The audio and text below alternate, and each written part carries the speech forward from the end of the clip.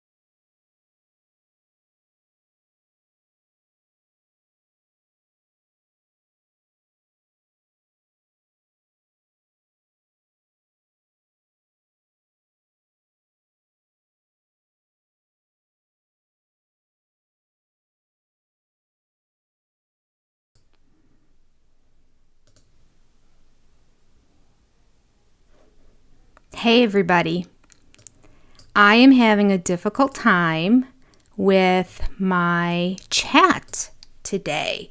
So I'm going to try to reboot. So fear not, I'm coming back up, but I'm just going to see if that'll do it. Apparently I am in HDR instead of SDR. But I don't know how or why. And when I try to look up how to change it, it is all Greek to me. So I'm thinking if I just reboot, it'll be back to the beginning. Okay? So, fear not, if I go down, I'll be back shortly. Okay.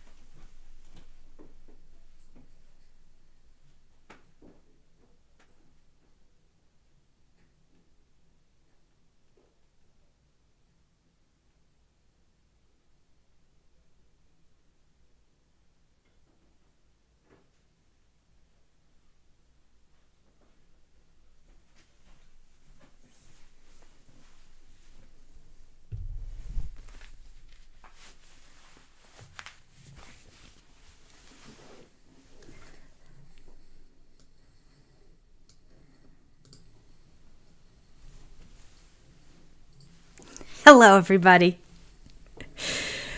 Everybody. Uh-oh. Everybody. I have an echo. I have an echo. Why do I have an echo? Did that take the echo away? That did. Hello. Sorry, I'm a minute or two late.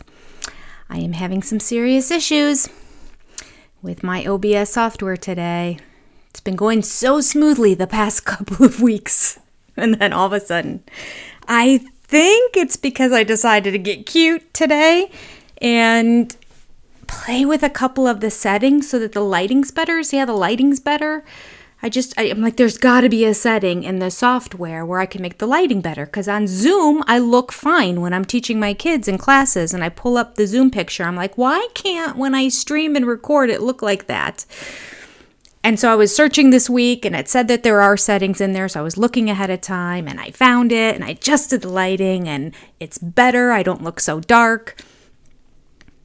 And now the chat won't pop up. It's saying something about I'm in high def now, as opposed to standard definition. And they can't put the pop-up chat on the screen in high definition. I don't know how I got to high definition. I need to just undo what I did. Oh, goodness. All right. Anywho, we will just not worry about it. Okay. Let me go back through the chat here. Oh my goodness, so much of you have been chatting away while I've been trying to figure out my life. Let me see who I can say hello to. Victorious! Victorious, I have to tell you that a very long time ago, I didn't realize that you were going under a different name for a while, or your name was the one on the chat, but it's something else. Anyway, you sent me such a nice message, and I didn't get a chance to respond because when I clicked on it, somehow it was not appearing in my stream. But it was so funny, and you were telling me about how your friends were going to take your black card away from you for watching this show. I remember just laughing out loud when I read your message. It was so funny and so cute. And it was a long time ago. It was when I kind of started. So, Victorious, thank you.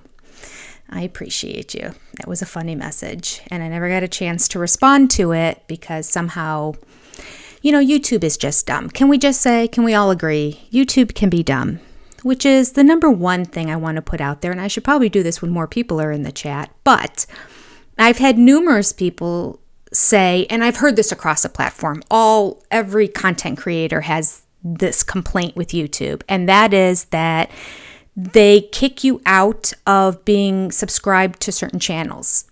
Nobody knows why. It seems to be completely random. I had one lady who said she watches it on her television with her husband together, YouTube videos. And so she always watches our stuff, and she had to log back in again once and she didn't know why. So she did, and she resubscribed. And the next time she went in there, she had to resubscribe again. So if you ever notice that videos are not popping up automatically and you're not getting recommended videos, little pictures, little thumbnails, or if you're, maybe if you click the bell, it won't kick you out. Maybe that, I wonder if anyone's done a study of that. I'm going to do a deep dive this week and see if I can find out from content creators if they found that helping, because then it would be more specific. You wouldn't be getting any notifications. Anyway, I think that's all the bell does, is just let you know. But I would recommend just hitting the bell.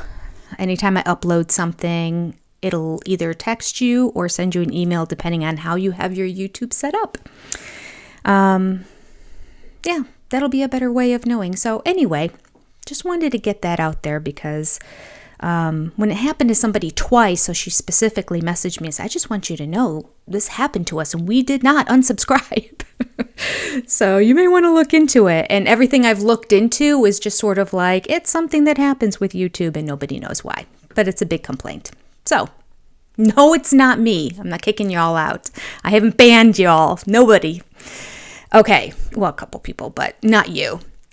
All right, Danny, hello. Beverly, hello. Nikki Noel, hello. HP, good evening. Danny, yeah, you could see me. I was trying to get this chat to pop up. Technology.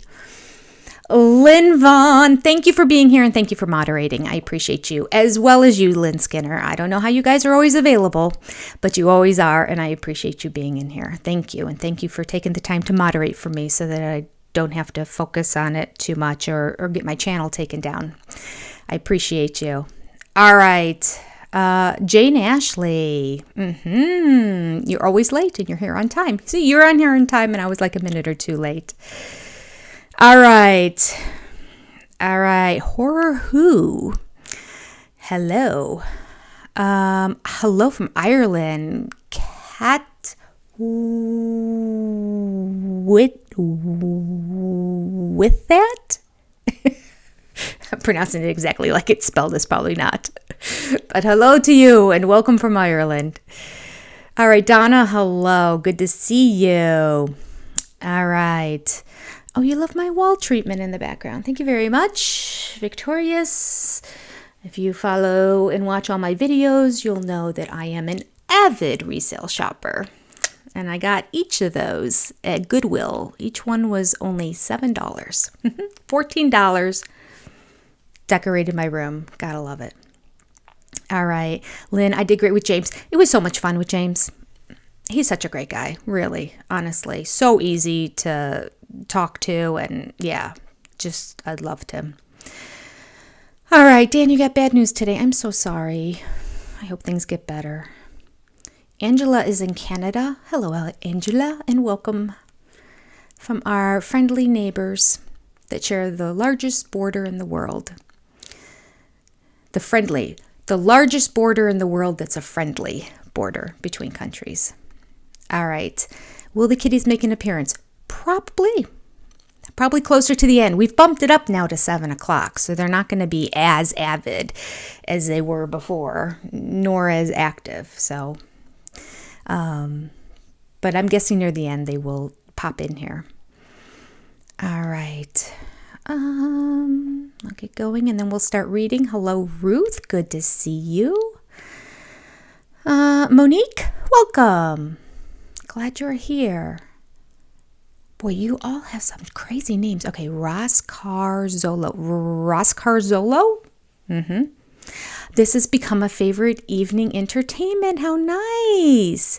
I clicked on it to put it on my screen. But you don't see it on my screen, do you? I don't know where. Just in case it all of a sudden pops up, it's not going to. It said in my thing that I was in the wrong kind of setting, so. But thank you. Thank you very much. Vladia! Hello and welcome. Danny, hello again. Linda Kohler, good to see you. Marie, hi, good to see you back. Ethel Mertz, hello. S.N. Anders, glad you're here. Bonadoc, hello. These are crazy names, loving it. Marissa, good to see you. HP, you're in Oklahoma, very cool. All right, Nancy, hello to you. And Ruth in Antipasta, I love that name, Antipasta. And Anna A. Finally made it to one of your lives. I love watching your videos. Thank you, Anna A. I love it when you watch my videos. All right. Gemed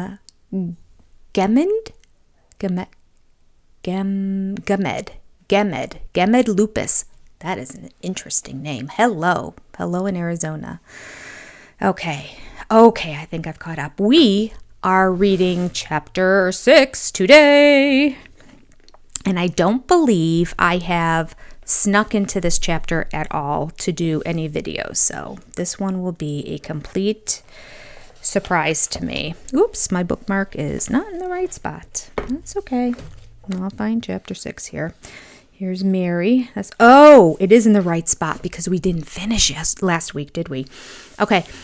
I finally went this week and did something I probably should have done before I started reading this, but I was so excited about reading it fresh and new with new eyes that I didn't open up the book at all. And I did this week and realized, because we didn't get done last week, that indeed the chapters started off in matrimony all being around 15 pages. Whereas this section of sorority, they're all in the 20s, except for Robin. Hers is 16.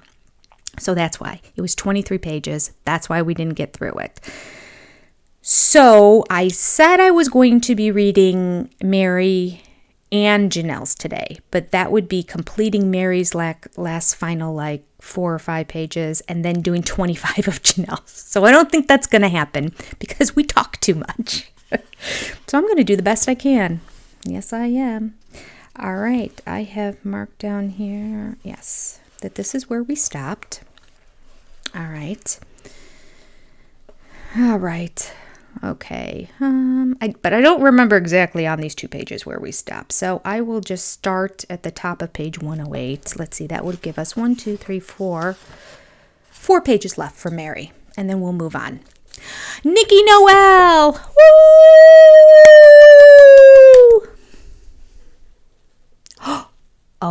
Oh, you're giving me a suggestion to get this to... I was thinking I was going to have to do special dances and everything today because I can't get it on my screen. Okay, on your Mac, you can go to Settings, go to Photos, and I have a Mac. And Full HDRV, click off HDR. Okay, on your Mac, go to Settings. Photos, Settings. I'm still in Settings. Okay, where's Photos?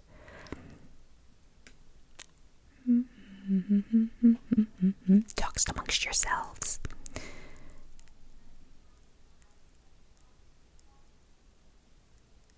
Okay, I don't have photos pop up after I'm in settings. Maybe I'm hitting the wrong settings. Settings, photos. I'm in system settings. Oh, I feel like an idiot now. Okay, I hit the apple. And I hit system settings, Nikki Noel. And then I don't see photos. So help me out if there's a different settings button that I'm supposed to be hitting, okay? Appreciate you. Thank you for sending a super chat to get my attention. I appreciate that. I'll keep my eye on this as I start so that I can see if I can get... you had snow on Easter? I have a special coat I bought about 25 years ago when my kids were small for an Easter Sunday because all I had was like a black wool coat because we had snow on Easter that year. And I wanted something light to put on. So I have this light cream built-in scarf coat that's just sort of like a smock that hangs on. And I wear it every Easter no matter what the weather is. Well, unless it's really warm, but usually it's not. All right. Hello, Joanna Dunwich. Good to see you. Dee Dee. Good to see you too. I don't believe I've said hello to you. All right, I'm going to get going here. You don't have to send another super chat though, Nikki Noel. I appreciate you doing that. I know on my phone if I hit settings, but somehow on my iMac, the desktop iMac, I don't see that option. Okay. But I'll start reading for you all. By the way, have you had a great week? Has everyone had a good week? Did you see James on Sunday? He's amazing. We both streamed live, and he taught me how to do that right before it began. So I was shocked that a whole bunch of you actually jumped onto my live as opposed to his because I didn't have the JPEG, everything. It defaulted to my main screen top. I've changed it since then because he had a JPEG. He had a thumbnail made ahead of time, and I'm like, oh yeah, that's nice. I thought he was just asking for my approval, but he was like, you can use it to do it on yours too. I'm like, I don't even know how to stream this also. So he helped me right at the beginning. So I might be able to get it going right at the beginning. I'm not sure. James does start a little bit late. Yes. And you know what? At the very end, we were talking as we were getting ready to go, and I was just kind of joking about how I normally start earlier too. And I said, I'm on the East Coast, and he laughed and goes, I am too. I just assumed he was in like California or something. I didn't ask him where on the East Coast. I'm like, you are? Man, you're a night owl. Maureen, you were on the live. It was good, wasn't it? He's great. I mean, it doesn't go wrong with James. He's a tell it like it is guy. Yeah. I like that. I like that about him a lot. All right. James is awesome. I was on your live when you came for the first visit before your live together. What does that mean? When I was on... It's awesome. I was on live when you came by for a first visit before your live together. Like you could see us talking to each other before we went live? You were in there? Is that what you're saying? That'd be kind of cool. I don't know what we were saying other than, help me, James. How do I stream this on my platform? James is a peach. That's right, Ethel. That's right. All right. Why does he start so late? I don't know why he starts so late. Fully thought he was in California being an actor. Wendy, that's great. He could be, couldn't he? Or a broadcaster of some sort. Yeah, I guess because his stuff does start late, I just assumed that he was on the West Coast. Yeah. Deborah, welcome to your first live. Very good. Yeah. Yeah.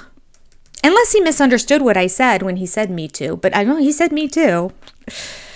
Maybe he meant me too in terms of... No, he couldn't have meant me too in terms of going to bed early because that man starts late.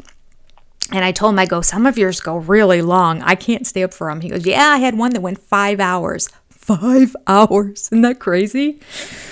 How fun would that be? Man, God bless him. To have his energy, what I would do. Okay, I'm going to begin here and then we will chat and scroll. All right. Try settings, scroll to displays, go to preset and pick the view. Okay, settings, displays, preset, view. Talk amongst yourself. Settings. Let me find display. Display.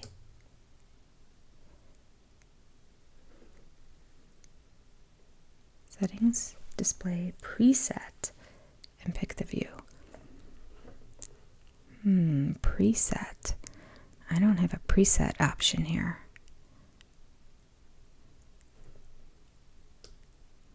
Preset automatically, no. Color profile. Under display, I don't have many options. Just brightness, automatic brightness, and color. Let me click on advanced. Allow your pointer, no. Push through the edge of it, no. Automatically reconnect to any Mac or iPad, no. Dang it. Dang it. It may have been something I did in the OBS software that screwed it up. And maybe it made my OBS go into high def just because I made it brighter so you could actually see my face and it wasn't in the dark. Imagine that. I could go in and take that off and see if it works. All right, let's try that. I'm so sorry to all of you. I hope you're chatting with each other and enjoying each other. And we are going to start any second now. If you were here before, you know I have had problems getting my chat to appear on the screen. And it says that I am in high def instead of standard def. So let me go into, it was in video capture, filters. It was color correction. I'm on color correction. I'm going to trash color correction. And I'm in the dark again.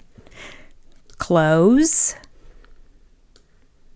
But now let's see if maybe, no. Well, let me click one.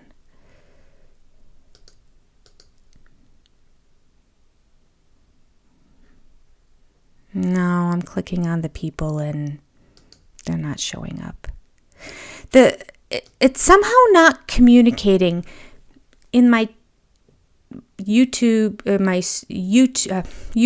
live chat. At the bottom it pops up and I can see the name of the person and the chat like it's supposed to appear over here. But well, let me just go one more time back into browser, right click, filters, Luma key. No, it still says info. Settings only apply to SDR video. I'm trying to hit. Are you sure you want to reset the properties to their defaults? Yes. That didn't help.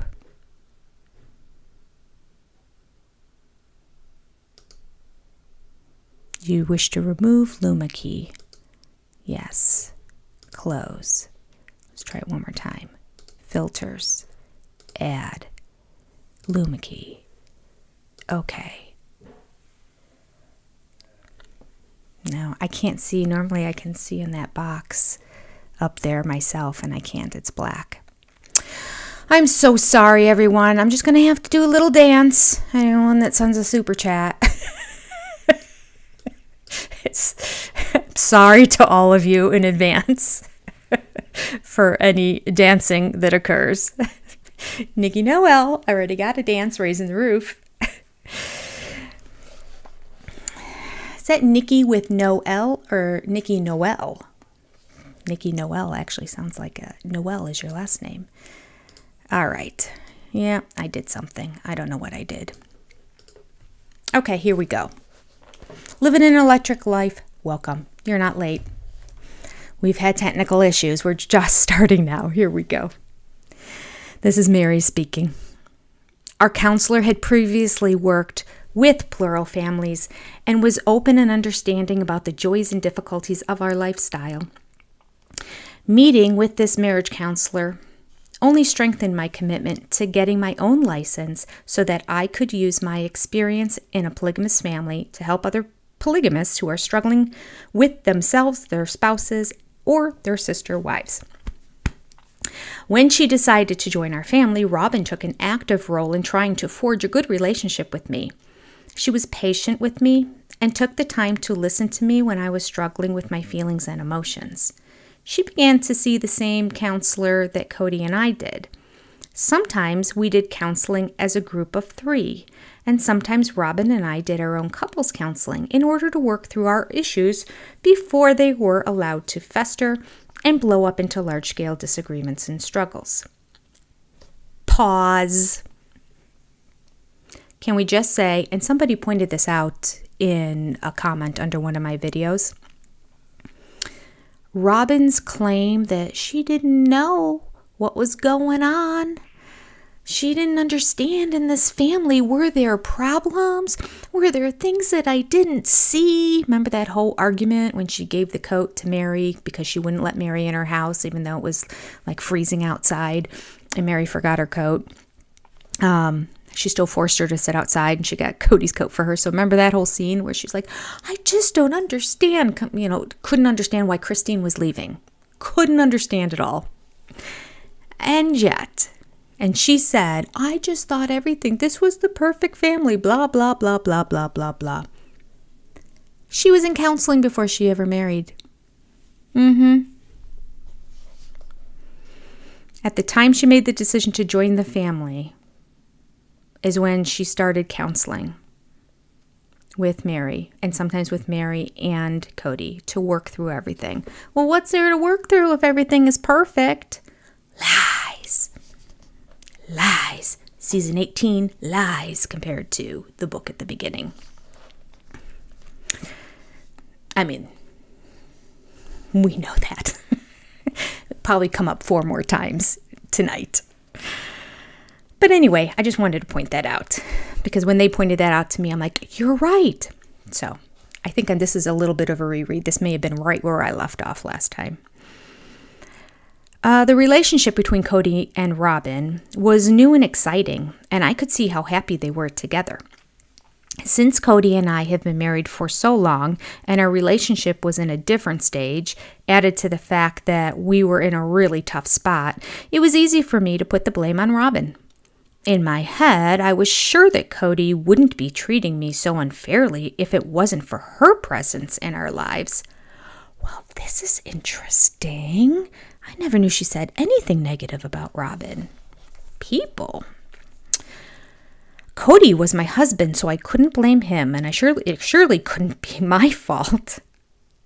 So in my mind, the obvious answer was Robin. I couldn't have been more wrong. This does sound familiar. I think this is right where we left off. Robin and I needed to figure out how to have a healthy friendship outside of our marriages to Cody, and I had to learn not to blame Robin for my own struggles with Cody. I had to begin looking inward and admit my own shortcomings so I could improve myself. I needed to learn how to be open to seeing myself how I truly was appearing to people and open to allowing Robin into my world.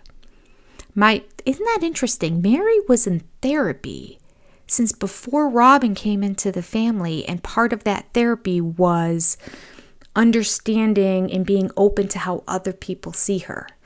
Because that was sort of like the big problem that there was in the family, that she was harsh and abrasive, and Janelle could not get along with her, and then the kids could not get along with her. And that's interesting that she was aware of it, at least before the whole family started growing.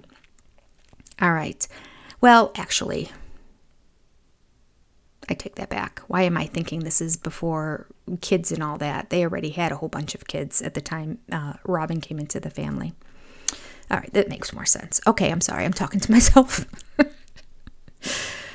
All right, my relationships with Janelle and Christine were long-time relationships, and we were comfortable where we were, but I wasn't completely happy with either of them, quite frankly. Janelle and I have learned how to function well together. We don't have an extremely close friendship, but it's good. Christine and I know how to goof off and have fun together. Our relationship is good on a surface level, but has absolutely no depth to it. It kind of seems insulting, doesn't it seem like these are little jabs too? When I first met Robin, I knew there was a special closeness waiting for us, but I needed to learn how to be available and safe for her to want to let me in. If I hadn't been able to examine myself and be willing to begin my journey of improving myself, I wouldn't have found the sweet, close sister-wife bond that I had always hoped for. Robin and I have arrived at such a wonderful place, which is a testament to me of what a beautiful principle our family has engaged in. Sometimes when it's Cody's night at my house, Robin and all her kids will spend the evening with us, visiting or watching TV. Sorry, I need to underline that. Starting to think about all the times that Robin inserts herself into other wives' time with Cody. Okay. Sorry, my highlighters are in the drawer down there, so I'll just use a pen. Visiting or watching TV or laughing at her little girls as they sing karaoke. Okay. Sounds like she had a great time with her kids and Cody while you were there, Mary. It started all the way back then. My goodness, I did not know this. Mary goes on to say, I've never had to ask her to give Cody and me space. She is so sensitive and aware of what I need that she's always a step ahead. We have learned to respect each other's marriages, and out of this, our own friendship has grown beyond strong. All right. I mean, you just gave us an example of how you're not respecting her time with Cody by always jumping over to have movie night and have your kids sing karaoke. But okay. Of course, there can always be the little silly struggles I have with my sister wives. We are all figuring out a way to interact with Cody when the 5 of us are together in public or private. We are all uncomfortable with him being affectionate with another sister wife in front of us. When we're all together at one wife's house and the family get-together has ended, we've learned that we need to allow Cody a little time and space with each wife as she leaves to go home with her children. It would be uncomfortable for all of us to be standing there waiting to leave as she went down the line kissing each of us goodnight. I want more privacy than that, and I think each wife deserves the same thing. Isn't this interesting? Okay, let me just side note here for a second, because season 18 was full of Robin claiming she's been sacrificing so much to not be affectionate in front of Mary and the other sister wives. That's such a burden on her. Whereas this is a standard when she came into the marriage that was set and established and that she knew about. It's not like she had something special when they were all affectionate with them too. It's called common courtesy. And it can't be that hard to not be affectionate with Cody. Come on.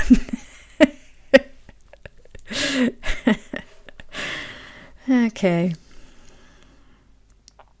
There's an emotional intimacy that Cody has with each of his wives that is private and personal to each of us, and we need to allow one another the time and space to embrace it. Some people might think that after being married for so long, it wouldn't bother us to see Cody kissing or hugging or saying I love you to someone else. It is really more a matter of respecting one another's space and relationship than it is jealousy. Respect. It's not a hard and fast rule, but I believe that one of the key factors in being a good sister wife is having the ability to see the needs of another sister wife and considering her needs more important than your own. I have been on both the giving and receiving end, and not only does it help build my relationship with Cody, but it strengthens my relationships with all my sister wives. Also, it is very important to allow Cody and a wife to have their own relationship, not having to be bothered with outside concerns. Yes, I agree with that. If I were to find myself in a polygamous relationship, which I never would, but I do believe that they all need their private individual times and that a sister wife should not be infringing on another sister wife's time, which seems to be a pattern with our Robum. Okay. We have a lot of family time that involves all of us, but when it's time for Cody and a wife to have their own time, I make it a habit to not call him unless it's something extremely important. Even at that, I will usually just text him and allow him to respond when it's convenient for him. For me, it's as simple as do unto others. I wouldn't want my time with Cody to be interrupted unnecessarily, so I make a point of respecting my sister wife's times with him equally. Good for you, Mary. Appreciate you. I don't think everyone does that, so I think the OG3 do. One of the benefits, boy, I'm coming down hard on Robin today. It's not even her chapter. Sorry, Robin. One of the benefits of plural marriage is that you are forced to confront your own weakness of character and work on being the best wife, sister, and mother you can be. I'm confident that I would not be the person I am today if I had chosen a monogamous marriage. When Robin married Cody, she thanked Janelle, Christine, and me for training him to be the guy he is now. Like myself, Cody is so much more emotionally mature than he was when we first married. But Robin is not the sole beneficiary of this growth. After 22 years, Cody and I are better than ever. We share a deep and passionate love and finally understand each other's love language. Okay, I don't know if I believe that. They seem so deeply in love when they first met each other, like googly, can't be apart from each other, love each other. And then right around the time when Robin came in, she was in therapy. In fact, she just said earlier in the chapter that when maybe it's not this chapter, maybe it was her last chapter in the last section, that it was one of the lowest points in their relationship at the time that they were in therapy together and they were working on things and they decided to go for a drive together, and that was a good day for them. Do you remember that? And yet here we are, her now saying, Cody and I are better than ever. Okay.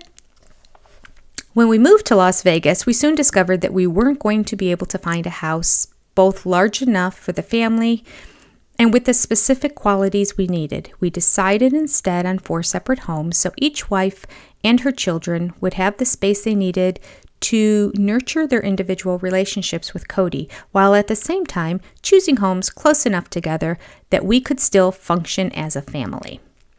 While I wish for Mariah's sake that she could be closer to her siblings, I really learned to love my space.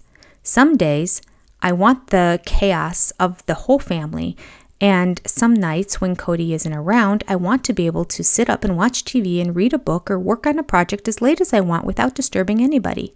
Essentially, I have the best of both worlds. McKelty spoke to this in her Patreon this week, because she was saying that,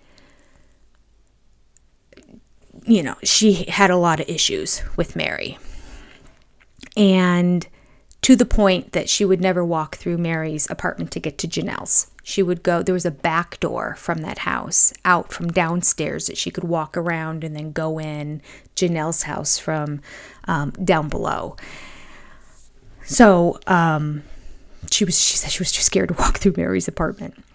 And so she was saying that some of the other children kind of felt the same way. Not all of them did. Some of them were close with her in that. But she wanted her place to be a place that kids could hang out, but she didn't feel comfortable hanging out there. And a few of the others didn't as well. So when they moved to Vegas, they all had these individual homes. They were all in walking distance to each other, except for Mary's.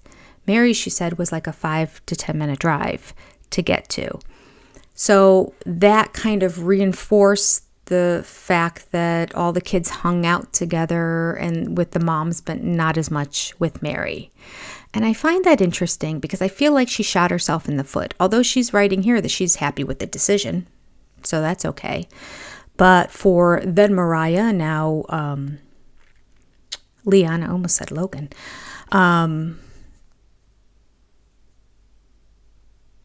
Leon would have been all alone over there because they're all running back and forth to each other's homes. I mean, I don't know how much they were running back and forth to Robin's home, but they definitely, of the OG 13 kids of the OG 12, they were like running back and forth between Christine and Janelle's house. In fact, she said they spent a lot of time at Janelle's house because Janelle had the pool in the backyard.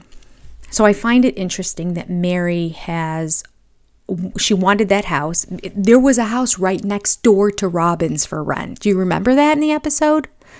Right next door.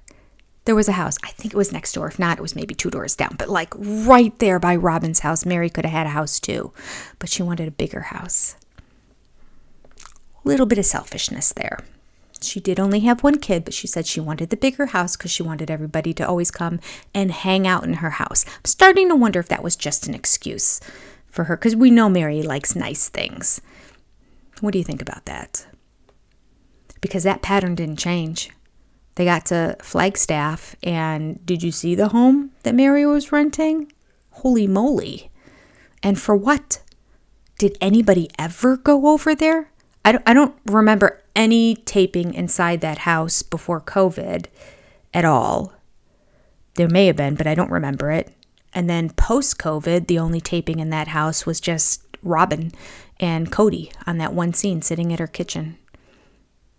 There may have been some that I don't remember. But certainly there weren't any family gatherings at all. So again, I don't know. Did she just want the big house because she likes nice things? Or did she really believe all these times all the kids were going to congregate at her place? I don't know. Because by the time she moved to Flagstaff, Leon was gone. So she didn't need a big house. So she chose the big house over proximity to her sister wives and to the rest of the kids. Just saying. Okay, I've stopped. So let me take a look at the chat here for a second. All right. Oh, when I click the button down, it really throws me down. All right.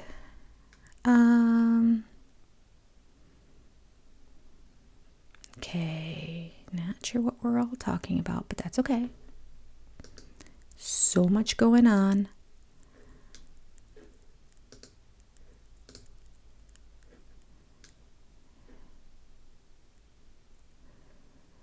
All right.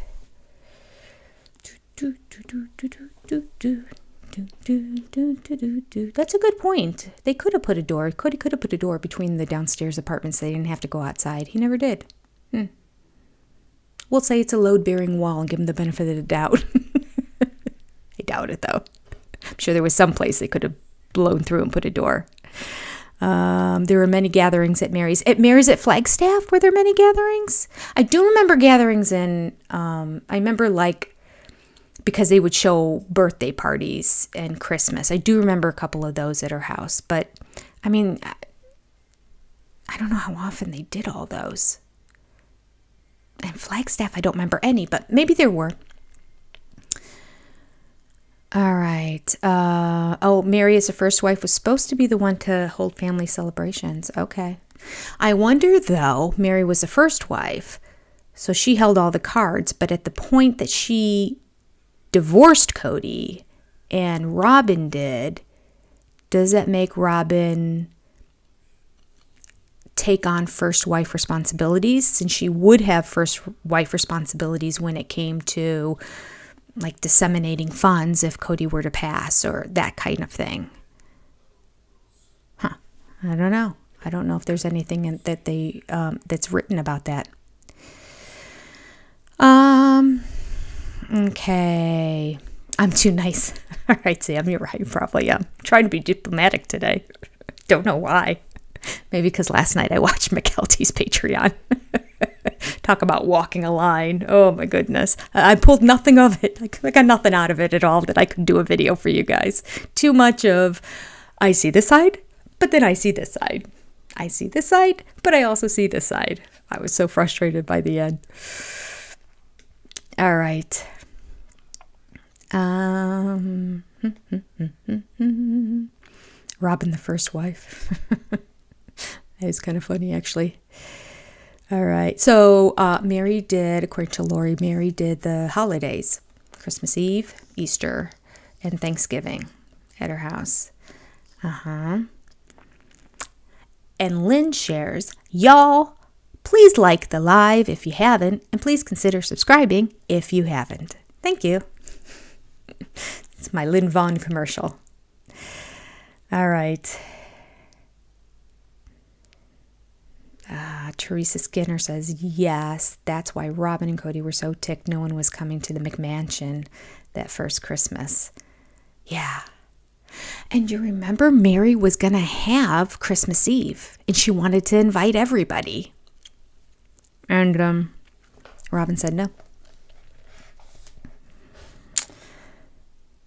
Oh, my brain is, I always forget these great ideas. My brain is starting to, I get these ideas and I'm like, that would be a good video. That would be a good video. Should get my little notes here and write some of these ideas down so that later on when I'm looking for something to do, although hopefully our season will start back up again in the next month or so. What did I say before? Okay, so we have Mary's big houses and what was the other thing I said would be a good video? Let me know if you think of it. Okay. I will continue.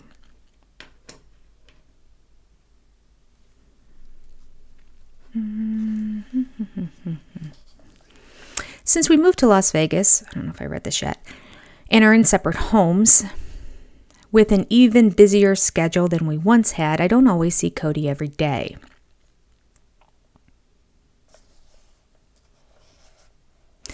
Wow.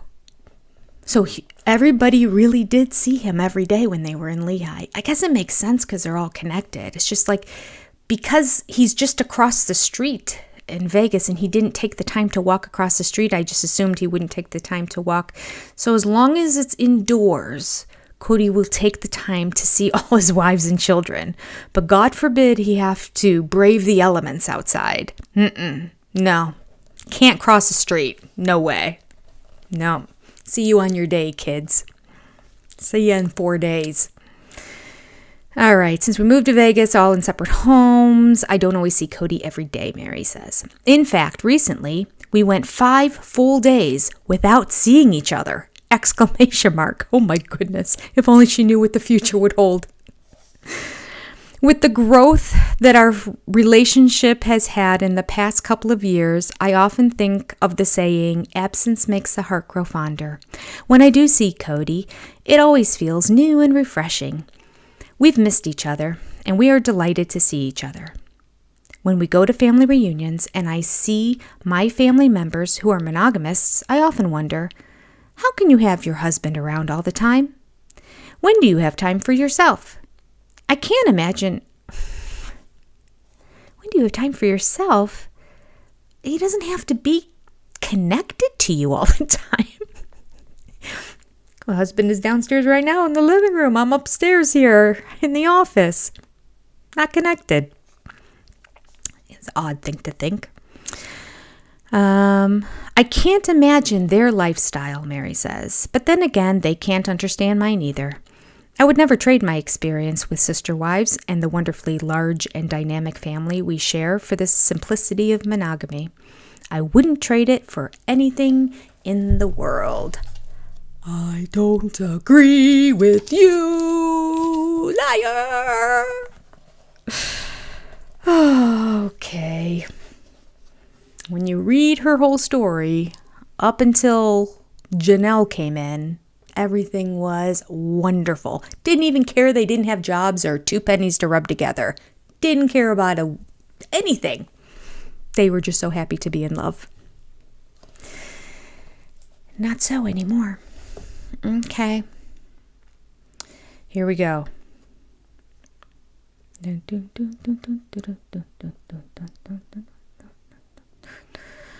Amy Guzman. Hi, Amy. I don't believe I've said hello. When they all lived together, it was before Robin. The women actually started struggling with their time with Cody when Robin came into the picture. Yep. And Lynn, you're right. Robin never lived like a true sister wife.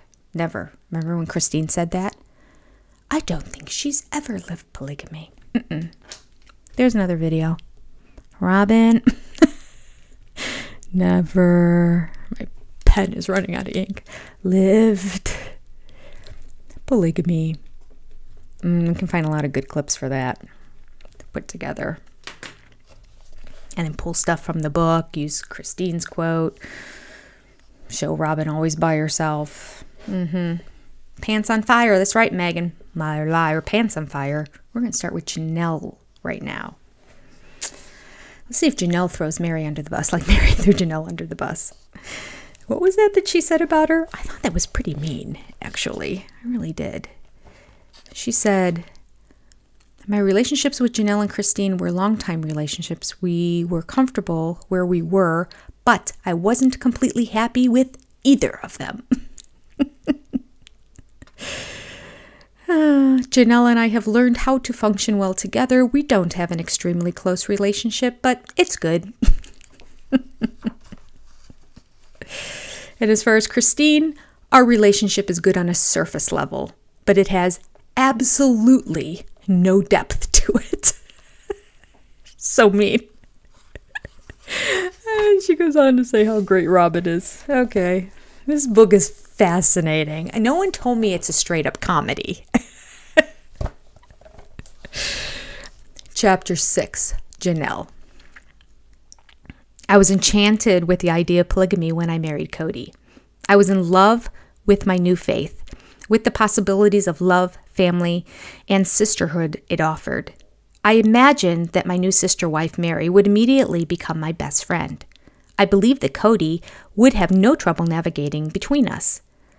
I was so taken with the storybook notion of happily ever after that I was completely unprepared for the reality that awaited me. Immediately after moving in with Mary and Cody, I began to lose my sense of self. While I never once doubted that I'd made the right decisions in choosing both Cody and my new faith, I struggled to find my way in my new life and lifestyle. When I was young, I lacked self-esteem. I struggled with body image, and I didn't excel in any particular area in school.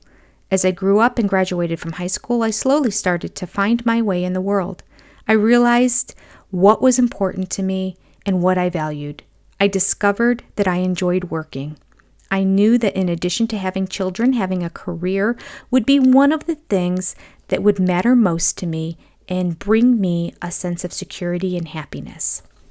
I will say, something that came up in McKelty's Patreon was that somebody was asking like what she gleans from, I don't remember the exact question, but she does mention that she enjoyed the quiet, calm times at Janelle's house, and that Janelle also provided, she was the intellectual wife to them all, although she's like, they're all intellectual in different ways. I don't have to explain. she rode both sides of the line, but basically said, yeah, Janelle was the smart one. And she also said, and I found this interesting. Oh, here's a video. McKelty's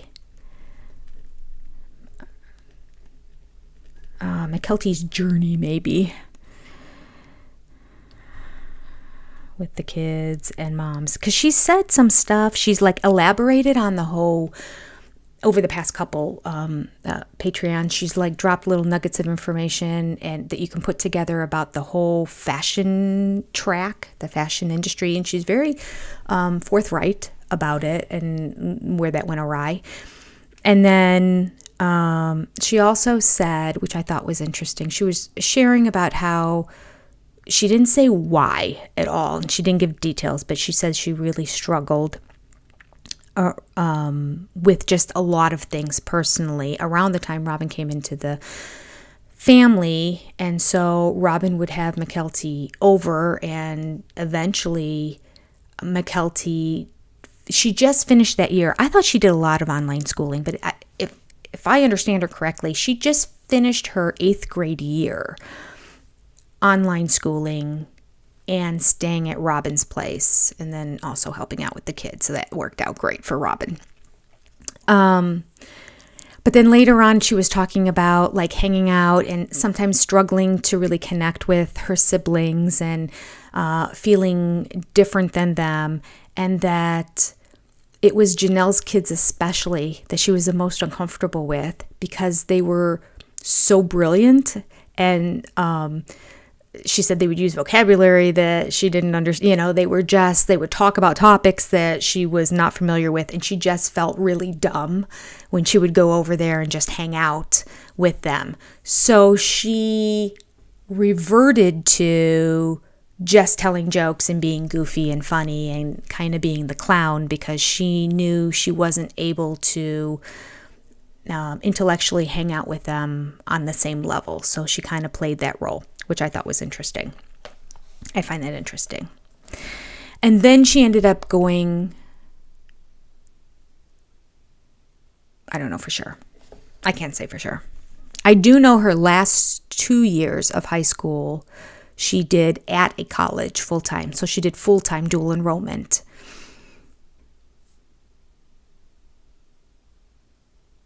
I think ours is called the College Credit Program, CCP, in our state. But a lot of people refer to it as dual enrollment. My kids did that too. It was a great program. Saves a lot of money. Anyway, she did it full-time for her last 2 years of high school. Okay. It's a complete side note. It has nothing to do with this, but reading this made me think of it. Okay, because Janelle's saying she lacked self-esteem and she felt like she never excelled at anything. And according to McKelty, she sees her very differently. And so I hope Janelle sees that little clip about her and her kids. All right, I will take a quick look at the chat and then continue on. Christine said she sent McKelty to Robin's because she was bullying the other kids. Oh, interesting. When did she say that? I never saw that. If you see the clips that aren't shown here, Robin can cuss like a sailor. Oh, really? I want to see that too. Lynn, Lori, you have all the inside scoop.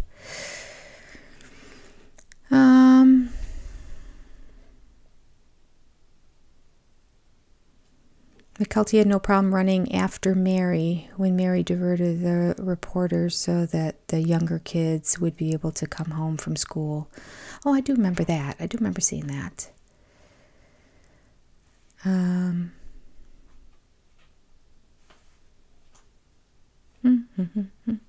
think I'm pretty much caught up on most of this. Okay.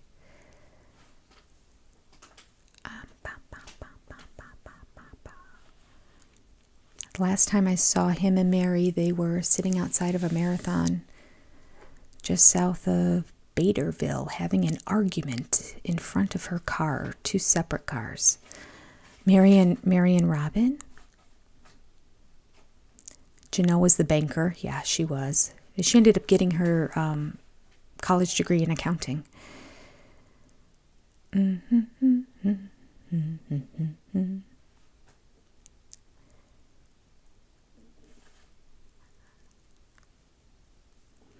Mary. Janelle was already friends with Mary, I thought.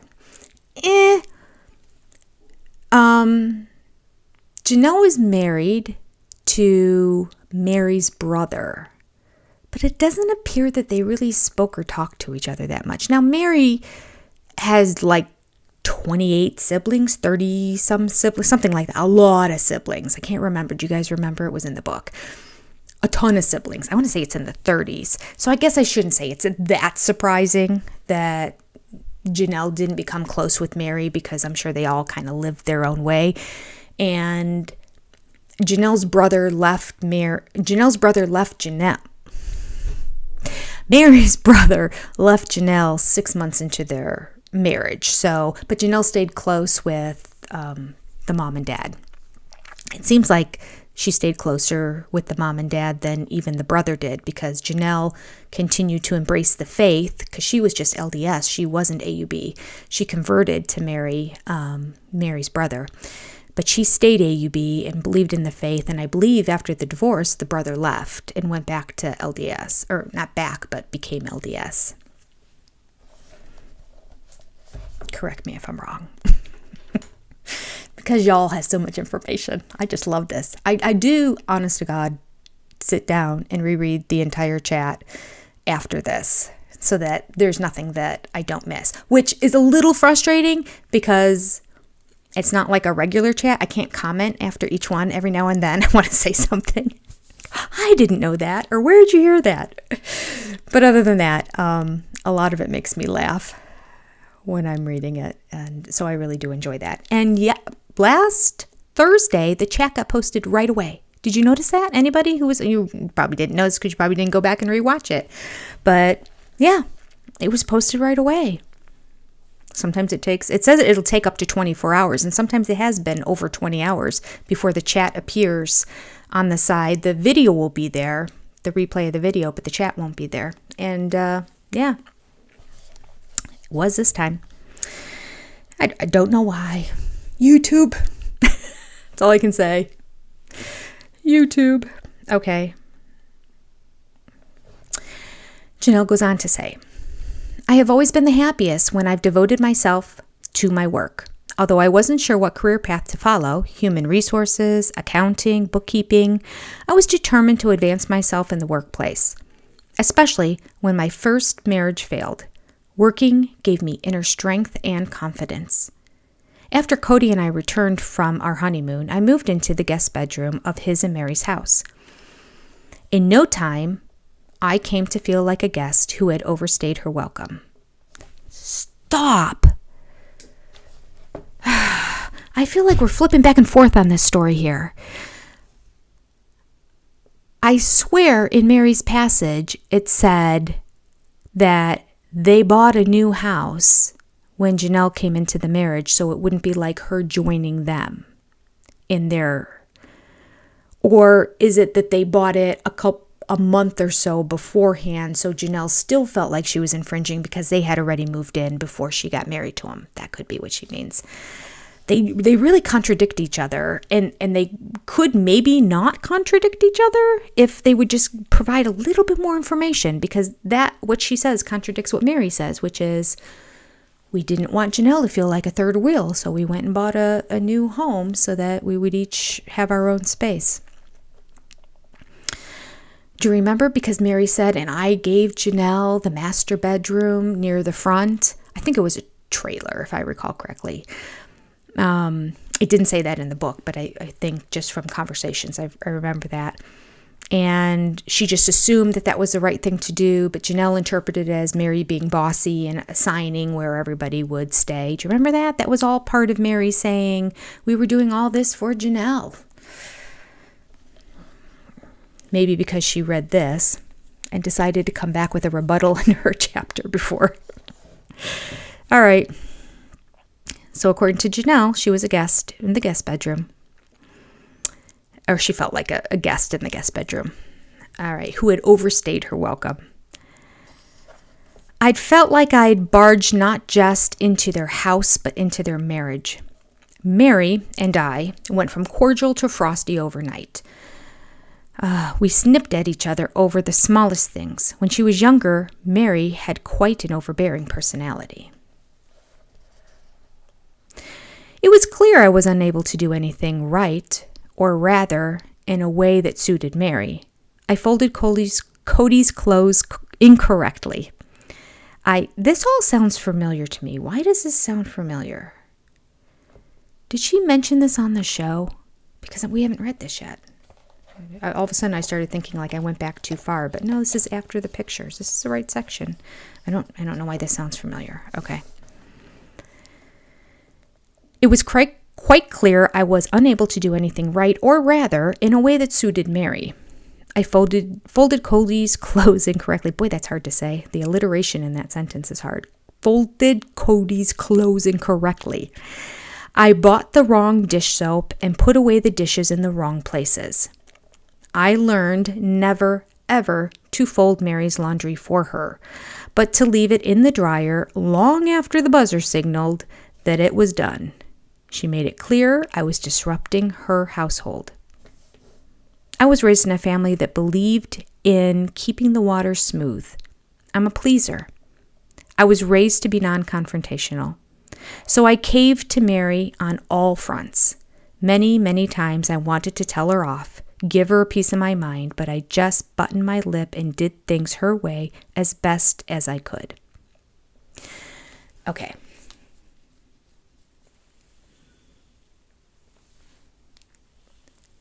They repeated themselves to make the book thicker. Janelle brought it up all the time. Same lines. Okay. No wonder it sounds familiar to me. And maybe they repeat it on the show as well. All right.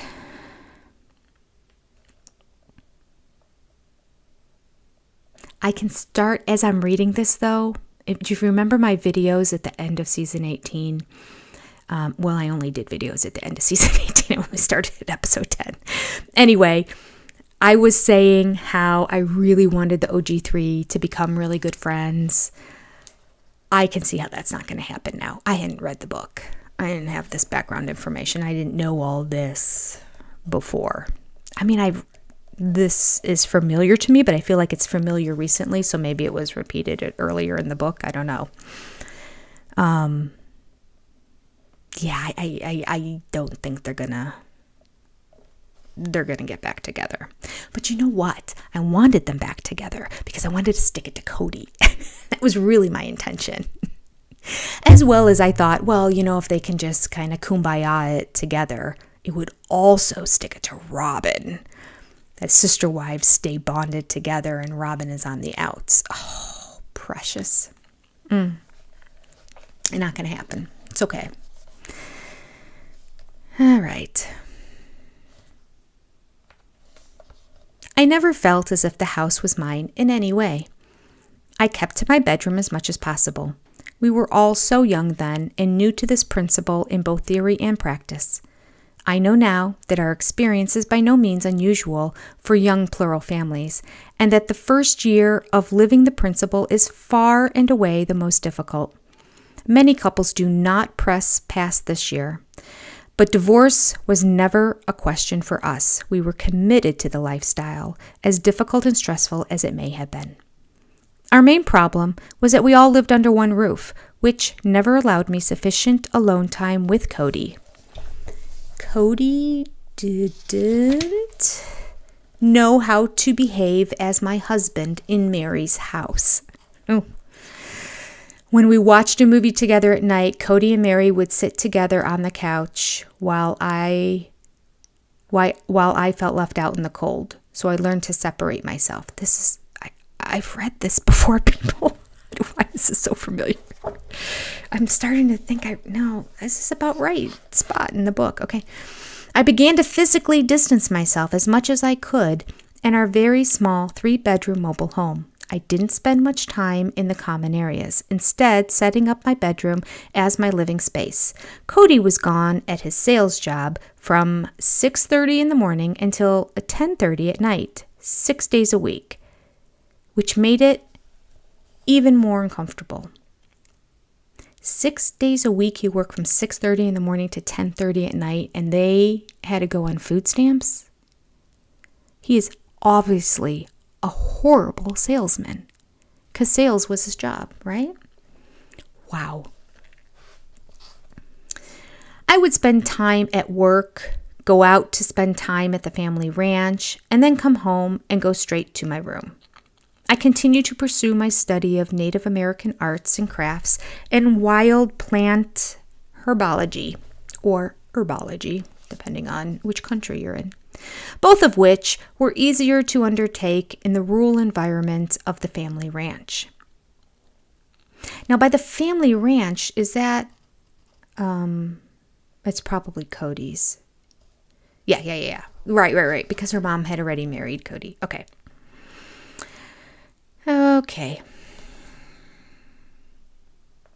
And do we really think Cody was working till 10:30 at night? How many sales opportunities are there? He was out with the buddies, slamming down some brewskis. Didn't want to go back to the bickering wives. That's what I think. Those are long days. 6 days a week? 6:30 in the morning and 10:30 at night. Okay. Let's see here. And 10:30 at night, you can't even say you're making phone calls to the East Coast. That'd be 1:30 in the morning, East Coast time. So, yeah, I don't get it. Okay, I'm going to continue on. I threw myself into life on the ranch, helping out as much as I could. Working outdoors helped me create an identity for myself outside of the family that I had just joined. It allowed me to clear my head and regain some sense of self. Mary and I were stuck at home with our disagreements far too often in the first years after I joined the family. We rarely spoke to each other, but we tolerated each other. We were like roommates who didn't get along but managed to live together all the same.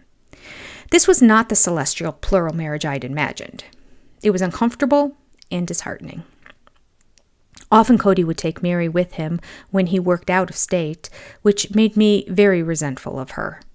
I couldn't just take off of work, as she seemed to be able to do.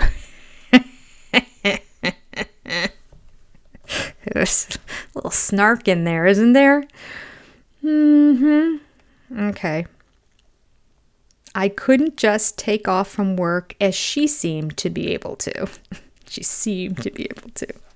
But when Mary didn't work, she didn't get paid. I thought it was extremely flaky to blow off work for fun like that, especially when we were so broke. Some of the... started back then. Started back then. I just looked up and saw Donna. I had one of those week's pens. Is it something in the air? This is pen number 5 this week. Number 5. I have 4 of them I threw away. I mean, maybe it's my fault for having so many pens collecting in my bucket of pens downstairs, but I'm going through them now. Some of them are only lasting like a day. They seem fine at the beginning, and then they go, all right, sorry, I'll get back. I digress. All right, I blame you, Donna. Okay, but when Mary didn't work, she didn't get paid. I thought that was extremely flaky. Some of the family clucked their tongues when they saw Cody and Mary drive off on Sunday night after dinner at the ranch, leaving me to go home alone to our house in Powell. Wow.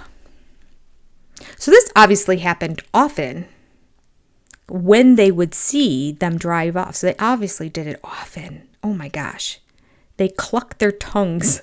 Has anyone heard that term before? I haven't heard that term before. Does that mean like, I don't know exactly what it means. Just that they're dissatisfied? Is that a sound you make when you're dissatisfied? I don't know. I don't understand. I don't understand the term. Okay. I was left at home in an unfamiliar small town in Wyoming, far away from most people that I knew. This was the first time in my life I lived anywhere without many relatives or friends nearby. It was a terribly bleak time for me. My mother, of course, lived in the ranch where I spent a lot of time. She was the only person I could rely on during this difficult phase. While we were able to commiserate a decent amount, she was also going through her own adjustment period. Like me, she was new to polygamy and didn't have all or even any of the answers about how things should be and how they should work.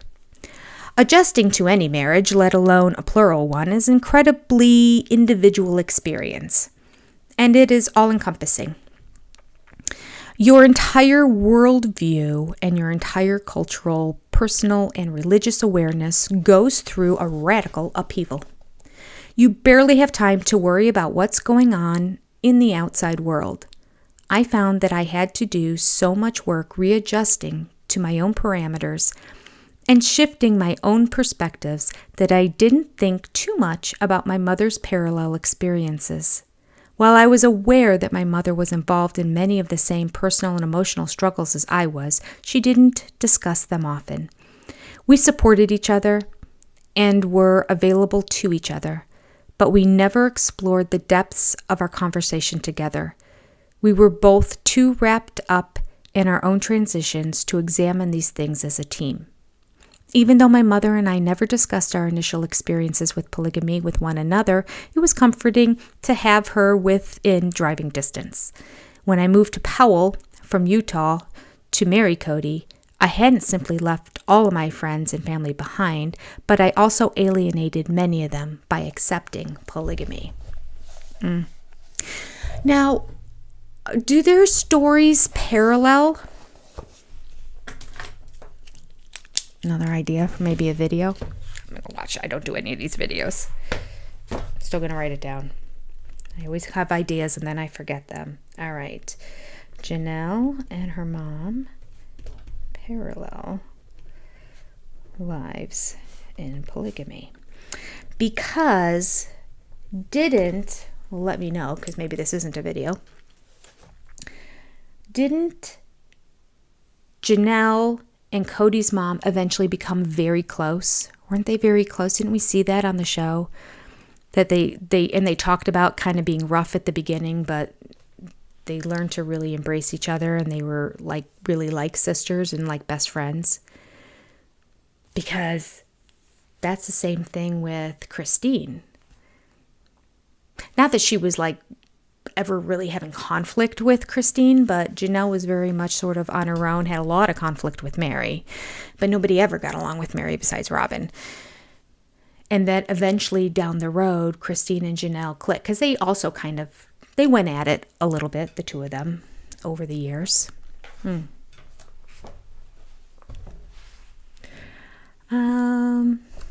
A lawyer in Arizona did a video on it. Oh, what are we talking about? Donna, what did a lawyer in Arizona do? What did Donna write?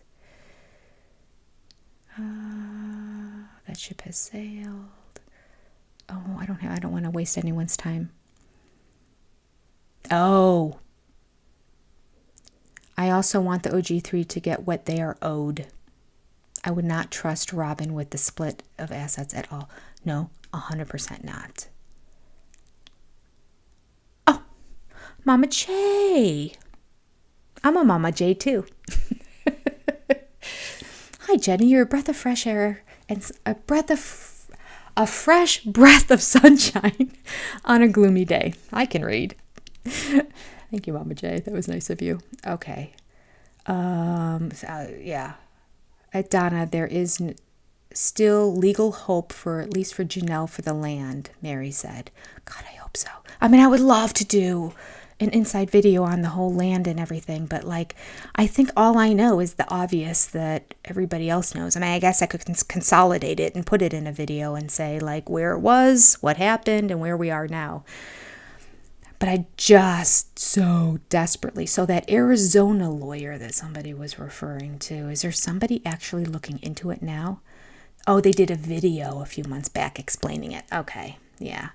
I want some rich lawyer out there to do pro bono work for Janelle and to get hers. And actually for the other two wives to get theirs as well, so that Cody and Robin don't end up with everything. I really do. Christine says a few times she sold it to the family. You know, that's true. Christine probably doesn't have any claim on the land at all. It really is just Janelle and Mary who do. Because Christine She sold it for like $1 or something like that to Cody. She didn't want it. She was ready to wash her hands of it. So, but she got the proceeds from the house. Mm-hmm. All right. Mary said, my daughter Gabby is a lawyer. There's hope. All right. Yes. Mary's daughter Gabby. Go get him. All right. Okay, we read that. We read that. And we read that. Moving on. Janelle writes, my sister and her husband tried to intervene and pull me back into the LDS faith. Some of my other family members even went so far as to stage a small-scale intervention to reconvert me, or as they saw it, save me. I mean, I can't blame them. If they could see your relationship with Mary and how crazy Cody was and how you were really the only one bringing in an income because he's working how many hours? 16-hour days, 6 days a week, and y'all are poor? I mean, I guess you're partly poor because Mary's not bringing in any income, but poor Janelle, she was doing the heavy lifting when it came to bringing in money. Cody could not do well or succeed. Okay. When I was 8 months pregnant with Logan, Cody, Christine, and I visited Salt Lake. I took the opportunity to see some of my relatives. Cody and Christine had dropped me off at my relative's house, so I was without a car until they returned. I guess my family decided to take advantage of the fact that I was a captive audience until Cody got back. They cornered me in a living room and began hurling Mormon scripture at me. They told me what I was doing by living with Cody, they didn't recognize our marriage, was wrong. They said that I was giving up my blessings.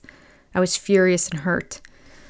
Eventually, I disengaged myself from them and told them that they could go hang it in their ears. I ran upstairs and waited for Cody and Christine to return. I thought Cody was the only one that came up with these figures of speech that I've never heard of before. Go hang it in your ears. Has anyone ever heard that one before? Not I, said Jenny. They said I was giving up my blessings. Many of my other relatives, such as my maternal grandfather, never forgave me and did not speak to me again.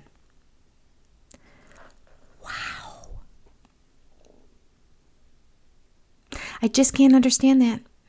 I can't understand cutting people off. Honestly. If my son started becoming a satanic worshiper, he would still be welcome in my home at all times. I'd spray him with holy water and pray over him before he walked in the house, but he'd still be welcome to come here. I couldn't cut him off. I can't understand the mentality of it. I just can't. And I feel for people who are put in situations where they have to, like because you become an enabler to people and you have to let them hit rock bottom, so you have to say no. And just grateful to God that I've never been in that situation, because I can't even imagine how difficult that would be for a parent. But these are not those kind of situations. This is just somebody choosing to have a different faith. And not even really a different faith. Can we just say they still believe in the Book of Mormon? They still believe in the Bible. I think they still follow the other books, don't they?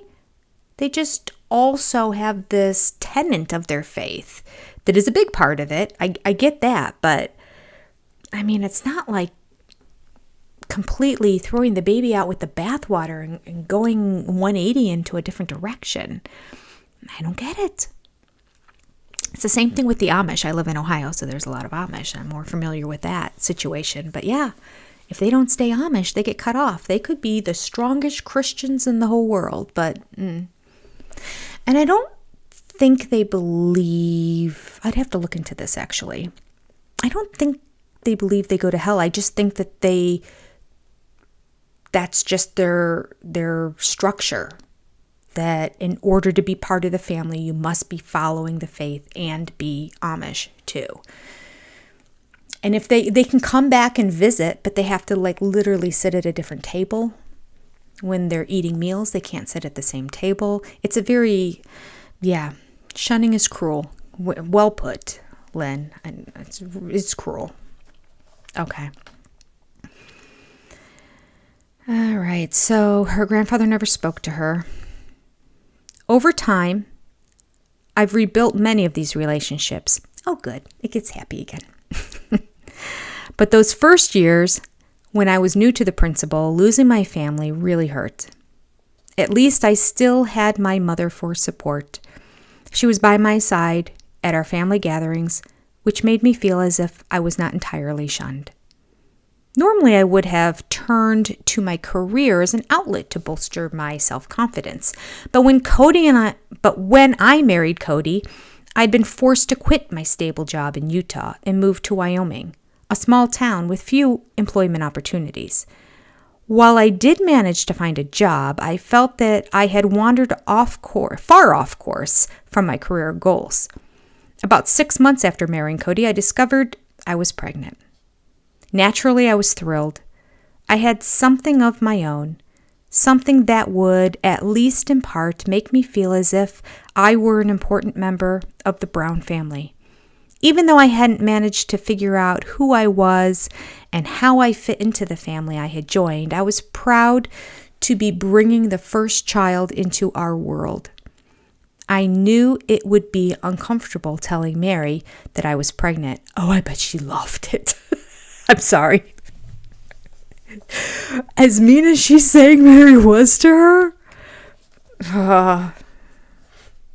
I'm sure she was torn. I'm sure there was part of her that was like, okay, I feel bad for this lady. But finally, she can one-up her in something.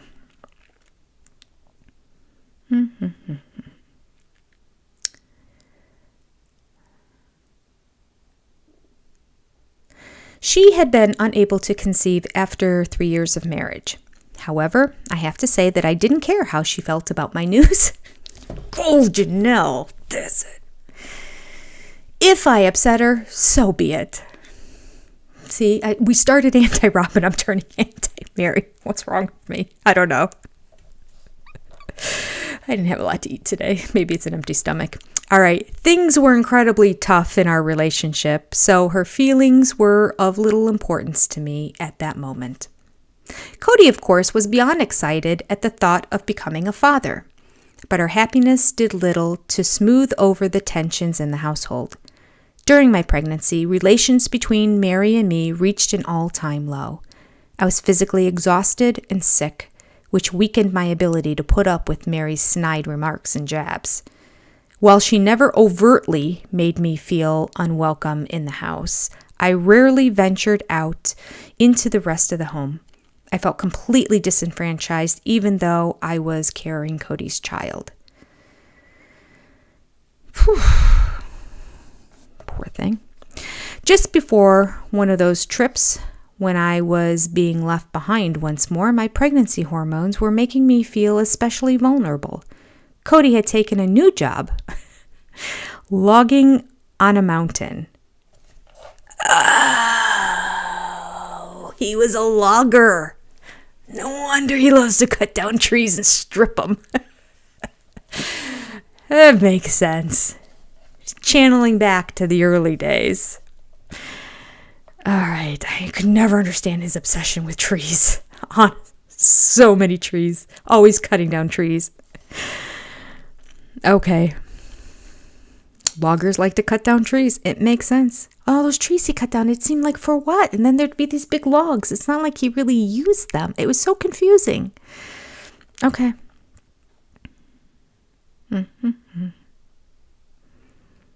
logging on a mountain, and I was upset to learn that he was again taking Mary with him. You know what? This isn't all Mary's fault. Cody's a doofus. Let's face it. Come on. How clueless do you have to be? Okay. He was taking Mary with him again. Mary took advantage of the situation to be exceptionally brutal. Man, this book is rough. No wonder it was a #1 bestseller. One of my friends and I had experimented with my makeup. As I was crying that I was left behind, Mary began to ridicule the makeup that I was wearing. Why? She's so mean. This was the final straw after all the passive-aggressive behavior and snide remarks that I had been dealing with for so many months. I completely lost it. I felt as if I was on the verge of a complete nervous breakdown. Cody was on his way out the door when I stopped him. There were tears running down my face. "I just need to know that you love me," I said. A strange expression spread across Cody's face. I felt as if he was going to laugh, not out of cruelty, but out of relief. "Of course I love you," he said. "That's all I needed to hear," I told him. "That's it?" he said. "That's all I needed to say?" I managed to nod through my tears. The smallest things make the greatest difference. Well, that's true. I guess he didn't learn from that little experiment. Or that little experience, I should say. He loves to call everything an experience. Throughout this experience, he forgot about it, because that should have been eye-opening to him. He was still a naive 25-year-old. His father, his mother, Mary's parents, and my mom were giving him advice from all sides. But ultimately, Cody would have to listen to himself and to his wives to achieve his own emotional maturity and understanding. Right. You know what? This book mentions multiple times how so many of those parents were always in Cody's ear, giving him advice, telling him what to do, trying to keep him on the path. He must have really been a mess up back then. Remember they said his mom was in his ear about stop hanging out with all these girls, try to find somebody you actually like, grow up. Take a time to become a friend before you start a relationship. Like all those things that were said before. And then here, it was Mary's parents, Janelle's mom, and his father, and his mother, all giving advice to him throughout his early years to help him develop his emotional maturity. Can you imagine what it must have... How were they attracted to this man? I mean, he's so unattractive now. His emotional maturity is so low. I can only imagine what it was like back then. Okay. Right before I gave birth to Logan, Cody began courting and then married Christine. I was so committed to the principle that it didn't occur to me to be jealous. In fact, I was really excited at the prospect of having a wife in the family besides Mary and me.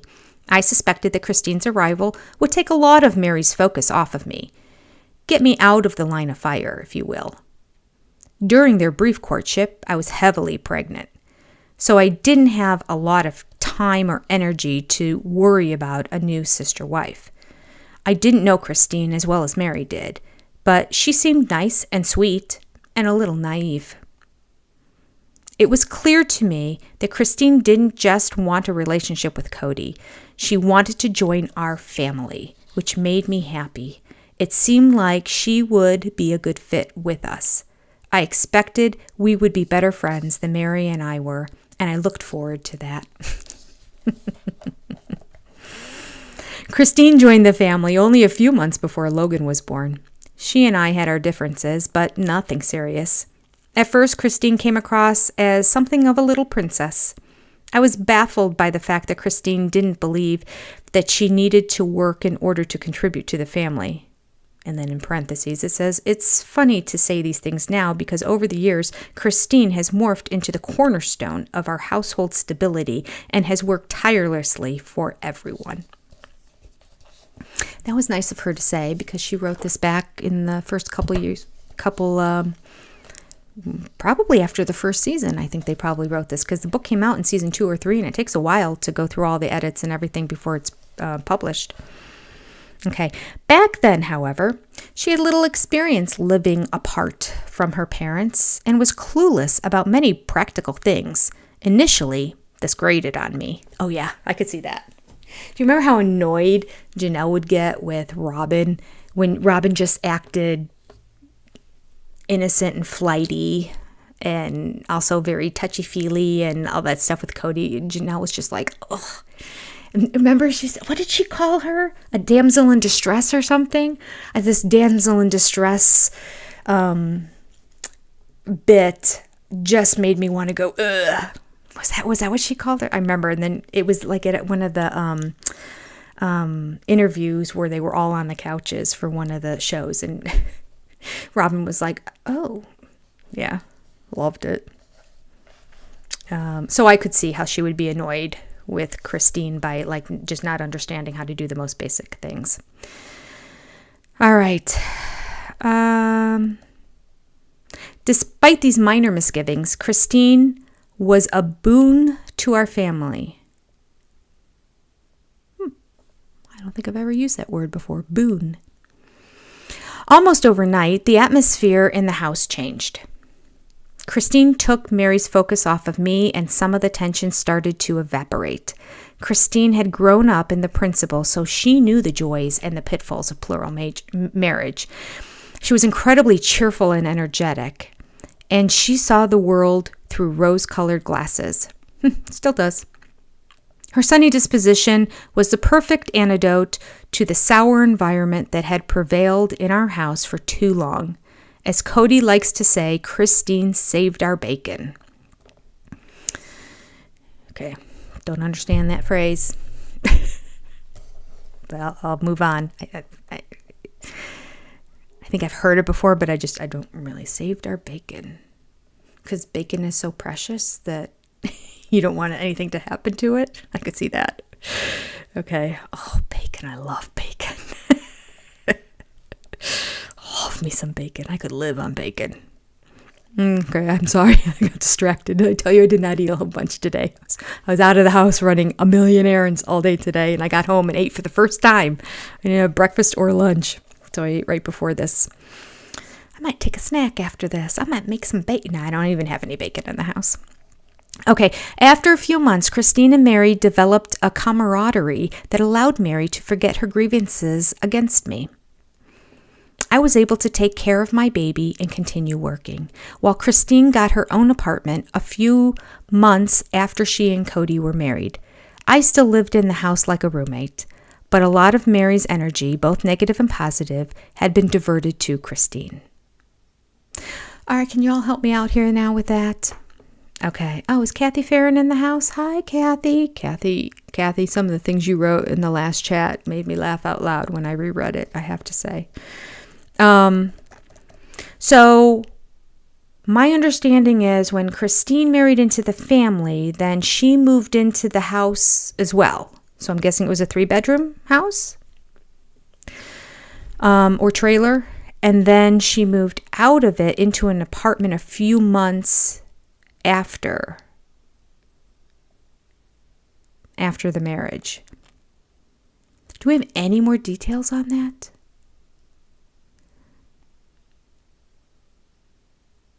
Is that all that's said? Do we have that's interesting that she would live there for 3 months and then pick up and leave.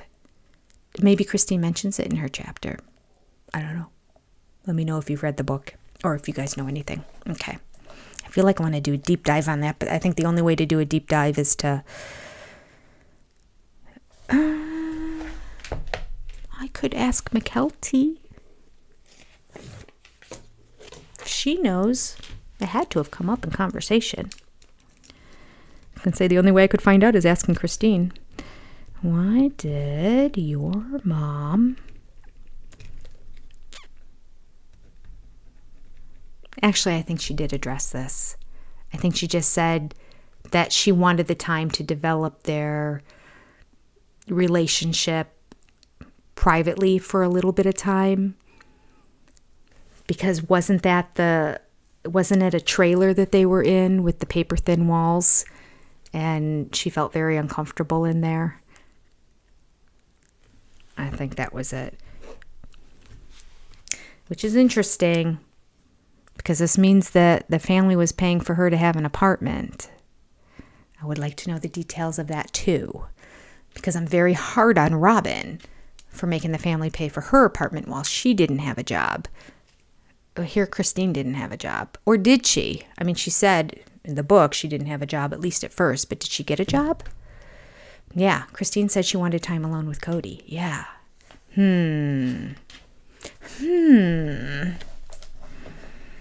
So many little details I want filled in. I want to know if it's just the paper thin walls that made her leave. Did she feel like she got no alone time? Was Mary monopolizing all his time because she was used to monopolizing it when Janelle was there? How did they pay for the apartment? Janelle doesn't seem really upset about it because she still took Mary's energy with her. All right, I'll continue reading. Sometimes I stop and I start, this will be exposed in Christine's chapter. Thank you, Lisa Hauserman. Okay, I will continue reading. See, I was just going to say, sometimes I stop and I go on these tangents and say I don't understand something. And then there have been a couple times it was like literally like within that paragraph or even the next line.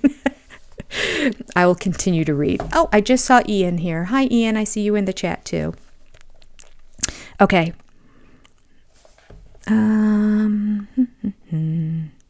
Unlike Mary, who knew Christine from years back, I had no history with her.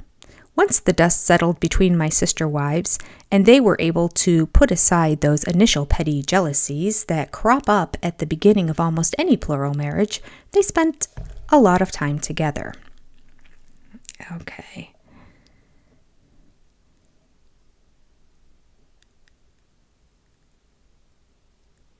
Who spent a lot of time together? The sister wives? Oh yeah, I guess so. They spent a lot of time together. So by they, it would have to be Mary and Christine.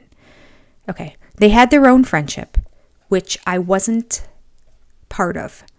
They would run to the store together or go off on small adventures. I felt as if I was being purposefully excluded. Oh no, not again. I have always been overly sensitive to exclusion. Even if I didn't want to be part of the activity I was being left out of. Most of the time when Mary and Christine were going off to do their own thing, I wouldn't have wanted to go on account of Logan. Well, that's true. She did have Logan.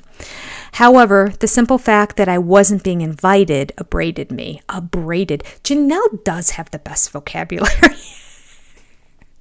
Logan. Cody, I believe, looks up all his words beforehand and then tries to work them into conversation. Janelle, I think these are just her words. Abraded. Love it. Good word. Groups of 3 women were often difficult. True, 3's a crowd with women only. Men, no trouble with it. Someone always feels as if she's getting shortchanged, even if it's all in her imagination. Initially, when Christine joined the family, this person was me. Was it? Because, initially, I thought they got along great. When they were all in the, I don't think she really means initially, does she? Because didn't she just say that her and Christine were getting along fine and that everything was good? I think it's after Christine left, after the first couple of months, I would think.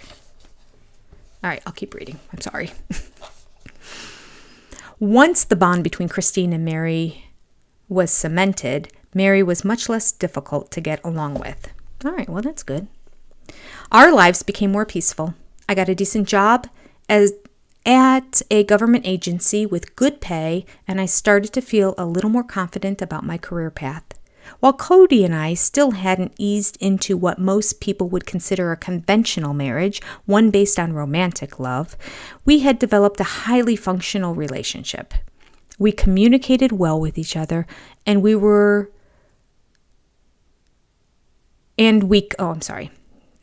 I skipped the line. We communicated well with each other, and we complemented each other on an intellectual level. Not long after I had Logan, Christine and Mary each bore their first children, Aspen and Mariah. We started off on the greatest adventure of our lives, parenting an ever-growing brood of wonderful kids. A greater sense of camaraderie sprung out of raising our children together. Becoming parents as one family became the most essential part of our lives and the most defining trait of our family life. I think that when Christine and Mary had their first children, they began to understand me a little bit better. After I had Logan, and before my sister wives had kids of their own, they didn't understand why I was so tired all the time. They didn't understand my priorities. They thought I was complaining too much about trivial things, such as not having time to shower, do the dishes, or run errands. However, once their children were born, they were able to empathize with the challenges of motherhood and how having a child can complicate the simplest of things. Once they grasped this, they were more willing to help me out. We were able to lean on one another and help to accomplish little tasks that motherhood makes difficult: cleaning, errands, talking on the phone in peace. For the most part, Mary, Christine, and I were able to put aside our differences and create a warm and stable environment for our kids. We raised them as one family. While they may have separate mothers, they do not think of themselves as anything other than full siblings. I loved co-parenting our kids. I was able to work while Mary and Christine homeschooled the children who weren't sent to our church school. Why was Mary not working? Did Mary not work? No, eventually Mary worked. Anyway, by the time the show started, Mariah was probably 12, 13? Maybe a little older than that. Because she had that job at the at-risk youth place. But was it when they were younger? Okay. Curiouser about this whole Mary work situation. Maybe she just took an extended time off. I don't know. I thought Christine was always the one that homeschooled all the kids. I might be wrong. Okay, I felt safe and secure knowing that while I was out of the office, my children were receiving precisely the education and the care I wished for them. I never worried when my children were out of my sight. I trusted Mary and Christine to handle every situation and to make all parental decisions in my absence. In this regard, we were one team. I didn't have to be called on whether to administer cold medicine or not. I did not have to be called when Logan hit another one of the children. Christine and Mary handled it the way they knew I would want it handled. It was lovely. I mean, that changed. But I guess it was lovely initially. When he was little, Logan was a daredevil. He got into everything. He was fearless. One afternoon, Mary had heated up some syrup and placed it in a pitcher on the counter. It was far out of the reach of any of our children. However, somehow Logan managed to rig up a contraption made out of several chairs, which he climbed up to get his hands on the pitcher. He was too small to lift the pitcher and brought it crashing down on his head. Oh, the syrup scalded his forehead. Mary knew exactly what to do to minimize the burn. By the time I got home from work, there was only a small mark on Logan's face. When you have as many kids as we do, these small traumas are not at all uncommon. Most of the time, when one of my kids got injured, I wouldn't find out about it until I got home from the office. By then, everything would have been taken care of by my sister wives. Whichever child had been hurt would be soothed, and the accident was already a fading memory. My coworkers, most of whom didn't know I was polygamous, never understood why I was able to work late at a moment's notice. I was always at a loss to explain why I was so flexible regarding my home life. They didn't understand why I was never stressed about daycare and grocery shopping, play dates, and doctor's appointments for my kids. They couldn't figure out why I didn't need to rush home to fix dinner, or why I never ever discussed what I was cooking. My coworkers thought I had the easiest life imaginable. Some of them even wondered if I was secretly wealthy, if you can imagine that. I didn't explain my situation, but I did hint that I had the best babysitters in the entire world. I mean, why don't they always just say they have family? They always have this difficult time. Why can't they just say family? I have family, and then that would be the answer right there. All right. Let's see here. Okay.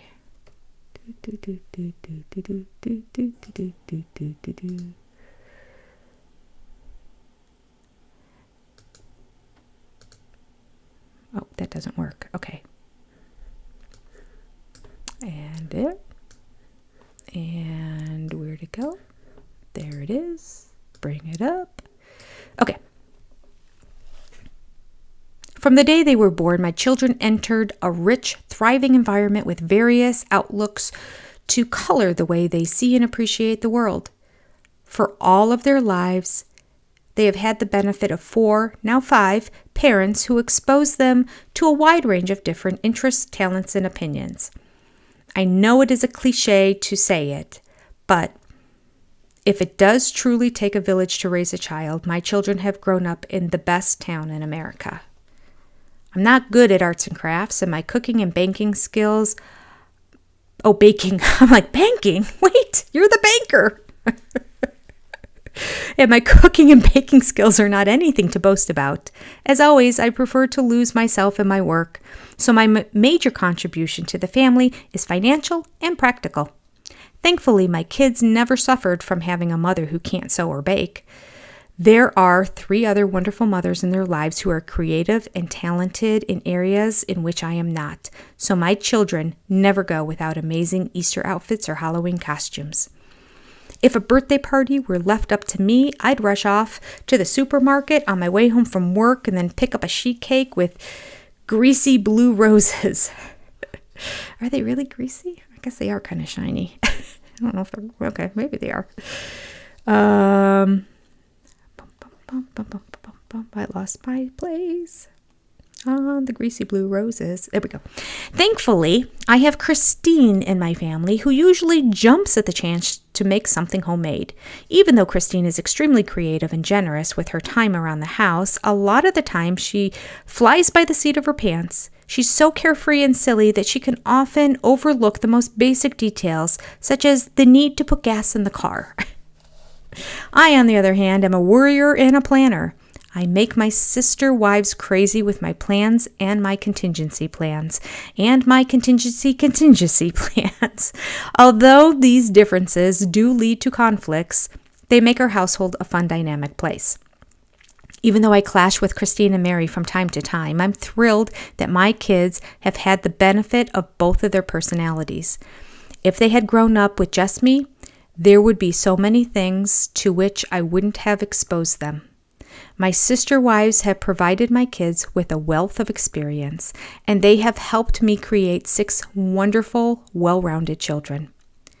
About 5 years into our marriage, after Christine had joined the family and things had settled down somewhat, Cody began to mature emotionally.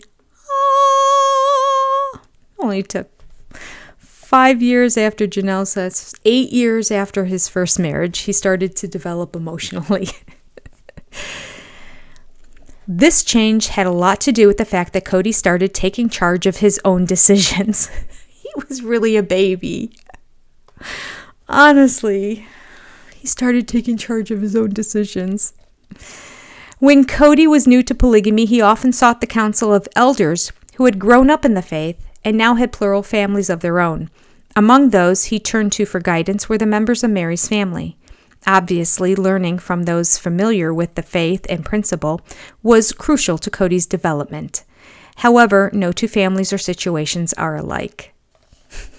This was crucial to Cody's development. I wonder if that line bugged him. These people holding his hand were crucial to Cody developing. Meanwhile, he's got like 8 kids around. Eventually, Cody had garnered enough guidance from outsiders. When he began to rely on what was in his heart instead of primarily on the guidance of others, his emotional maturity began to show. He began to make decisions confidently, and he asserted what he wanted instead of what others told him to want. When this happened, he became a stronger leader in our household. He developed the confidence to take charge and stand on his own 2 feet. This is very, very demeaning. She's really putting him down here.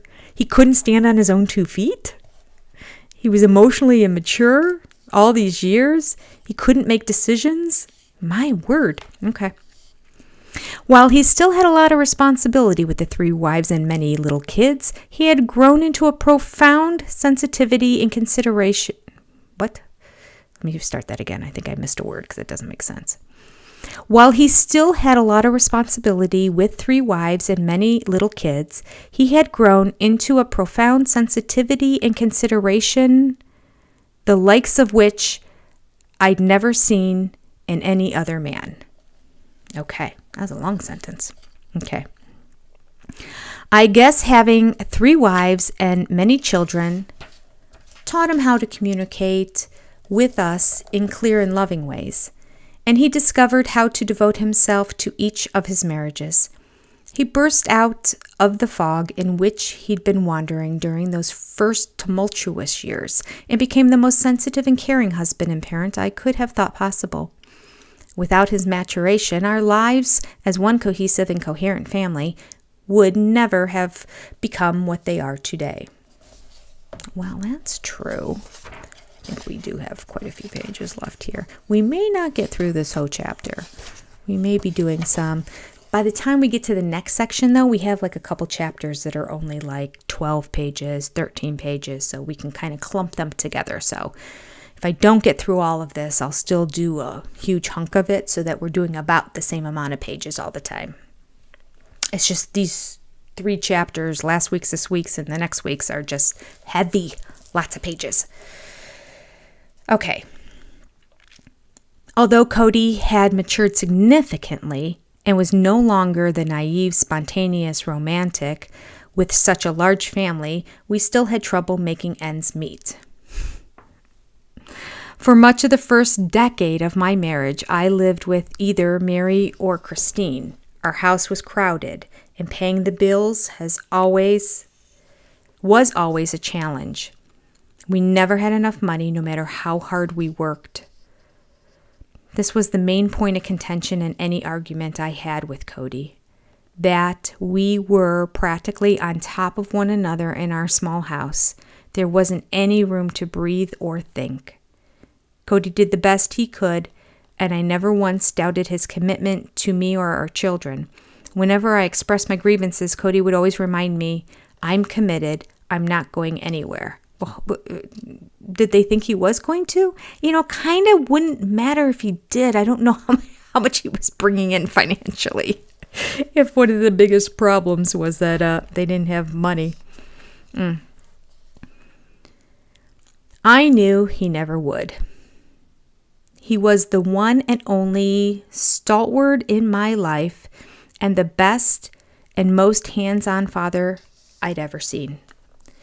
During the 8th year of our marriage, I gave birth to my 5th child, Gabriel. Afterward, I sank into a horrible postpartum depression. I felt overwhelmed by having had so many children in quick succession and felt seriously depressed at our lack of financial means. I knew I was miserable, but I had no idea how to fix the situation.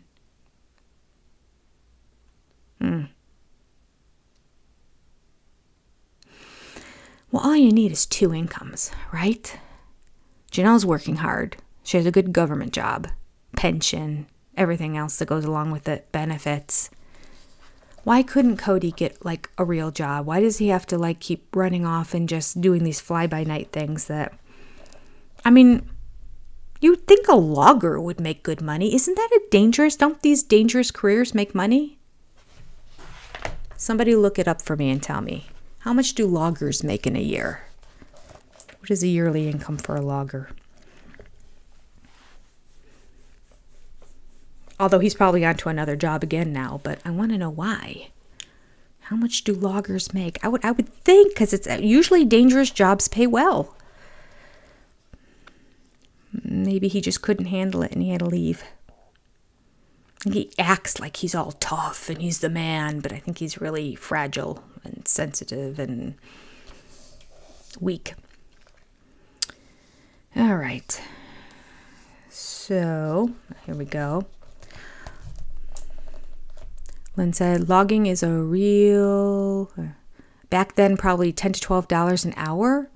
Oh, as a greenhorn or hooks. You know more about this stuff than me because I don't know what a greenhorn is. But I guess a greenhorn, usually when you're green, you're new. So maybe greenhorn is the name for somebody entering into the logging career, somebody new to it. Yeah, that's not that much money. Yeah. All right. He just needed to get a job like Janelle did.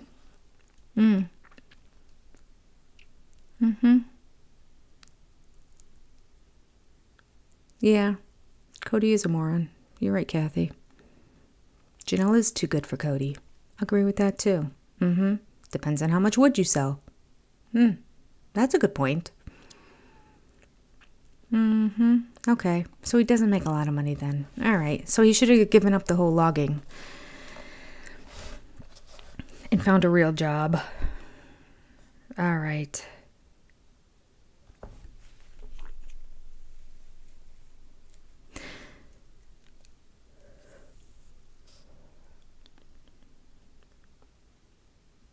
Okay. I felt seriously depressed at our lack of financial means. I knew I was miserable, had no idea how to fix the situation. I also had a particularly nasty fight with Mary, one of the worst we've ever had. I was at my breaking point. I couldn't see my way out of the depression. I told Cody that I was leaving. That night, I got in the car and drove to my mother's house. The next morning, Cody picked me up to run errands with him. While we were driving, he nonchalantly asked me, "So are you better now?" His failure to understand how low I was felt like a slap in the face. Yeah, right. So true. You better now? Is everything okay? She picked up and left the house and went. Oh my goodness.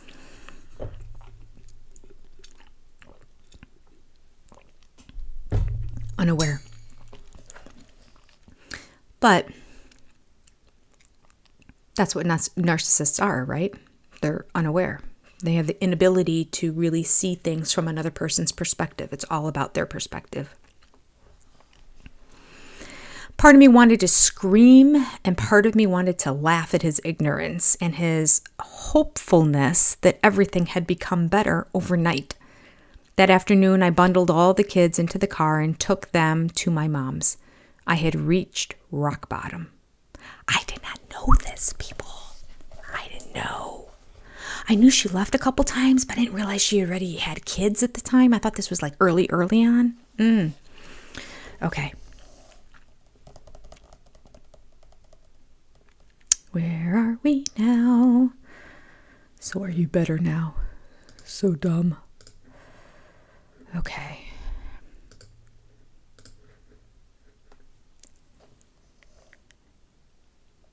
Until this point, the majority of my struggles within my family arose from sharing a living space. For several years, I had the means to move out and into my own place if I'd been willing to turn my back on contributing financially to the family. But I wasn't.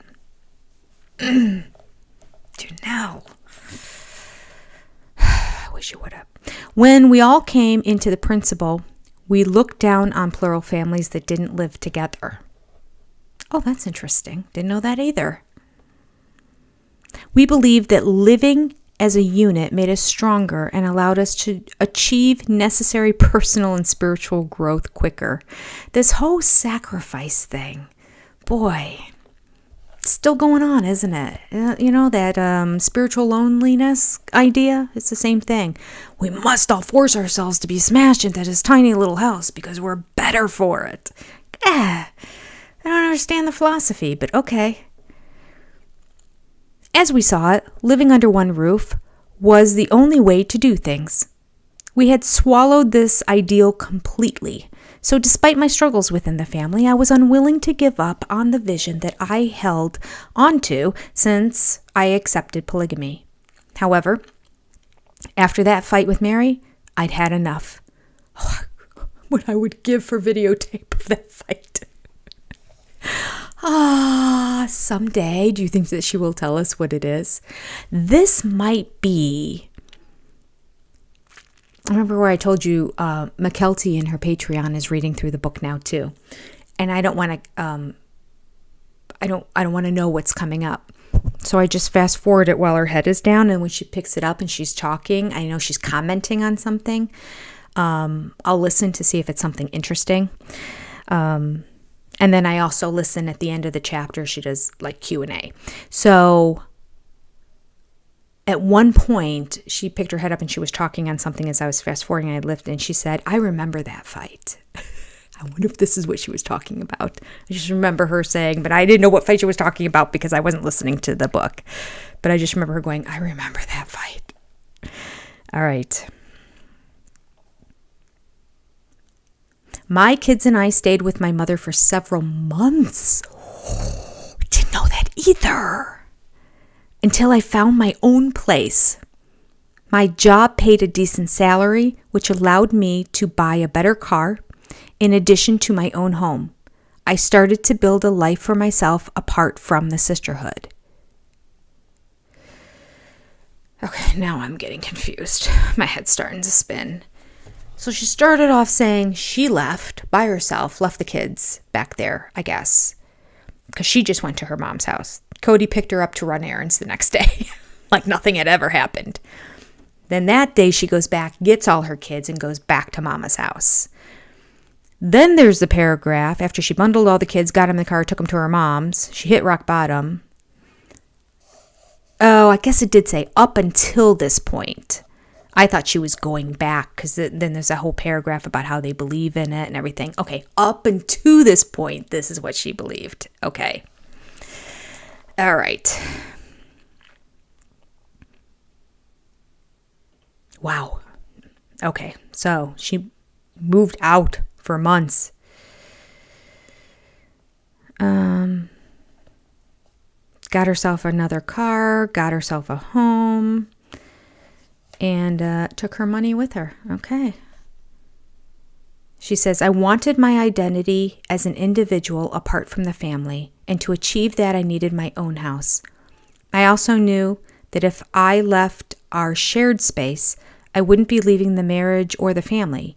Cody would have done anything he had in order to keep us all connected in one house or many." Soon after I got my own house, I made one of the most important decisions of my life. I went back to school and got a degree in accounting. Getting a degree changed my world. You go, girl. Girl power. Yes. I didn't realize how badly I wanted to do something like this. I felt personally and intellectually fulfilled. I also was certain that my career would thrive. This sense that I was taking control of my life and my future gave me invaluable self-confidence. Okay, pause. Press pause. I just want to know, why did Cody not take the job that Janelle had before? Whatever she was doing for the government was obviously a job you didn't need a degree for, but it paid quite well. Cody should have taken that job when she left and became an accountant, or used her accounting degree for whatever position she moved into. No brainer. She would know how to get him in there, too. I wonder if he just didn't want to do it. I want to be out on the street, driving in my car everywhere every day, just driving for miles. I'll drive for 7 hours to try to pitch a sale of a billboard to somebody and it doesn't work out, doesn't matter. I get to drive for 7 more hours back. Or I want to be out in the wilderness chopping down trees. I don't want to be sitting in an office. I can see it. I don't know it to be true, but I can see it. Okay. She goes on to say, while I was living on my own, I was in no way cut off from the family. After a while, Cody began staying at my house on our nights together. I was also determined that my children should not feel separated from their siblings. During the day, I would drive them nearly 30 miles to Christine and Mary. 30 miles? She moved 30 miles away? But she really wanted her own space. Okay. I thought it was just like a couple blocks away. I didn't realize. Okay. All right, Janelle. You need your space. You take your space. All right. I would drive them 30 miles to Christine and Mary, who would provide daycare and homeschooling. On the weekends, we would get together for family meals. Yet the separation did wonders for me. I was able to run my household as I wanted, not as my sister wives suggested. Before marrying Cody, I'd always done the dishes in the morning, leaving my evenings free for relaxation. This habit, which in my mind is certainly not a bad one, drove my sister wives crazy. They insisted that I clean up at night, which irked me. Things like this may seem trivial, but over the years, small differences can really fester and come to stand for larger issues. But now, on my own, I didn't have to worry about what anyone else thought. I could leave the dishes in the sink overnight as I liked. I could do things as they pleased me. In addition to being able to indulge my housekeeping habits, having my own place allowed me to focus on work and school.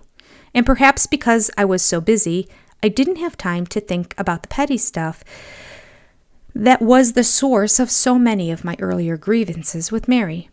We moved on. Mary, Christine, and I each had our own home. What? Well, she just, okay. So am I to assume that in Christine's chapter, we're going to hear about how Christine had her own home after the first couple months. So when Janelle moved out, she moved out because she couldn't handle Mary anymore. Do I have that right? So Christine had her own place. I assume that was just short-lived for her to get to know Cody, and then she was moving back in with them. Did she move back in with them, or did she always stay in that apartment? Anybody know?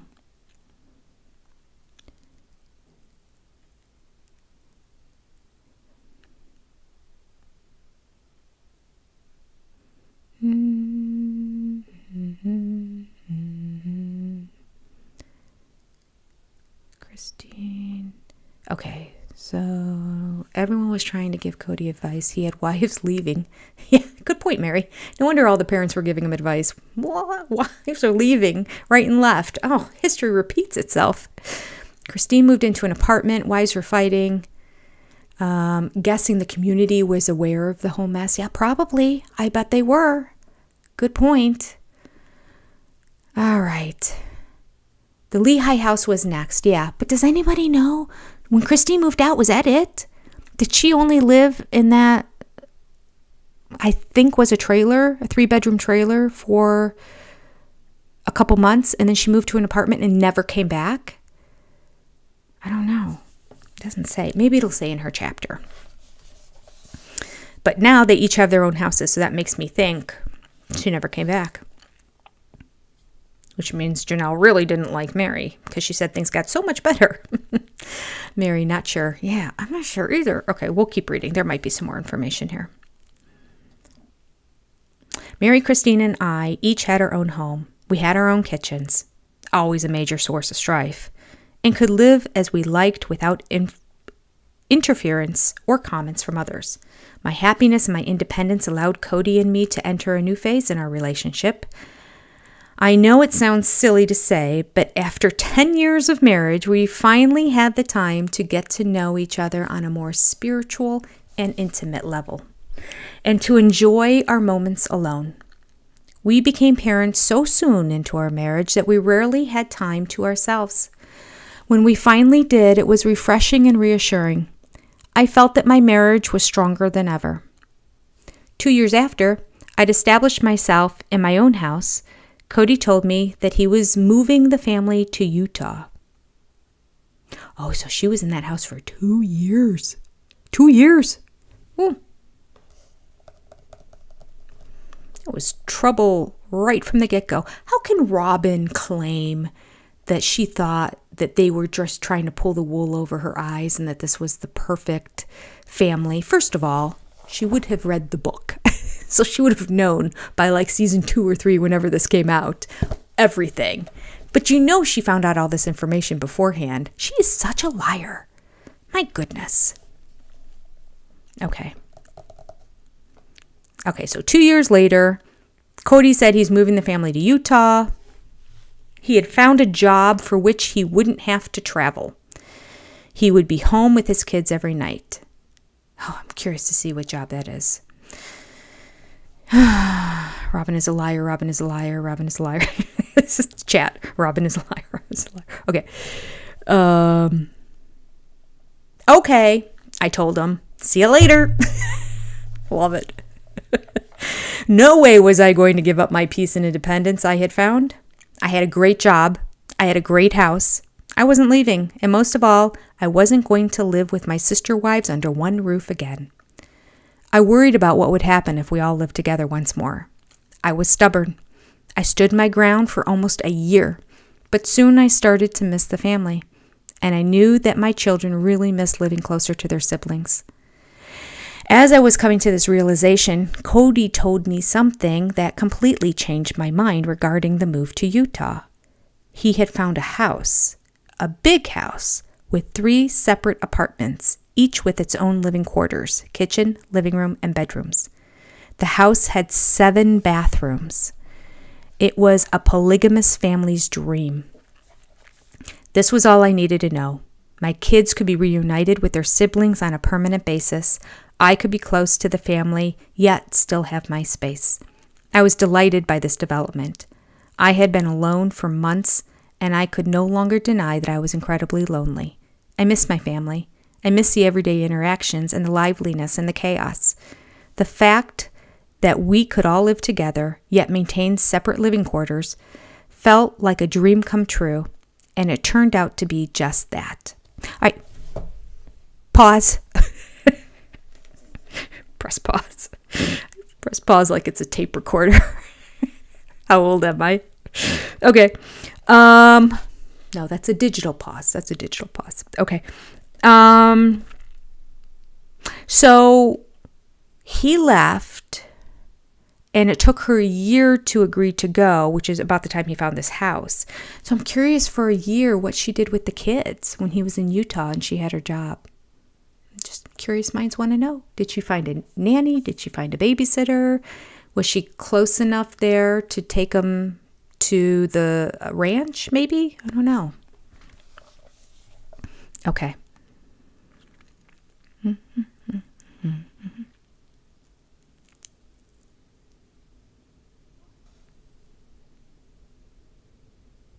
The big house changed everything.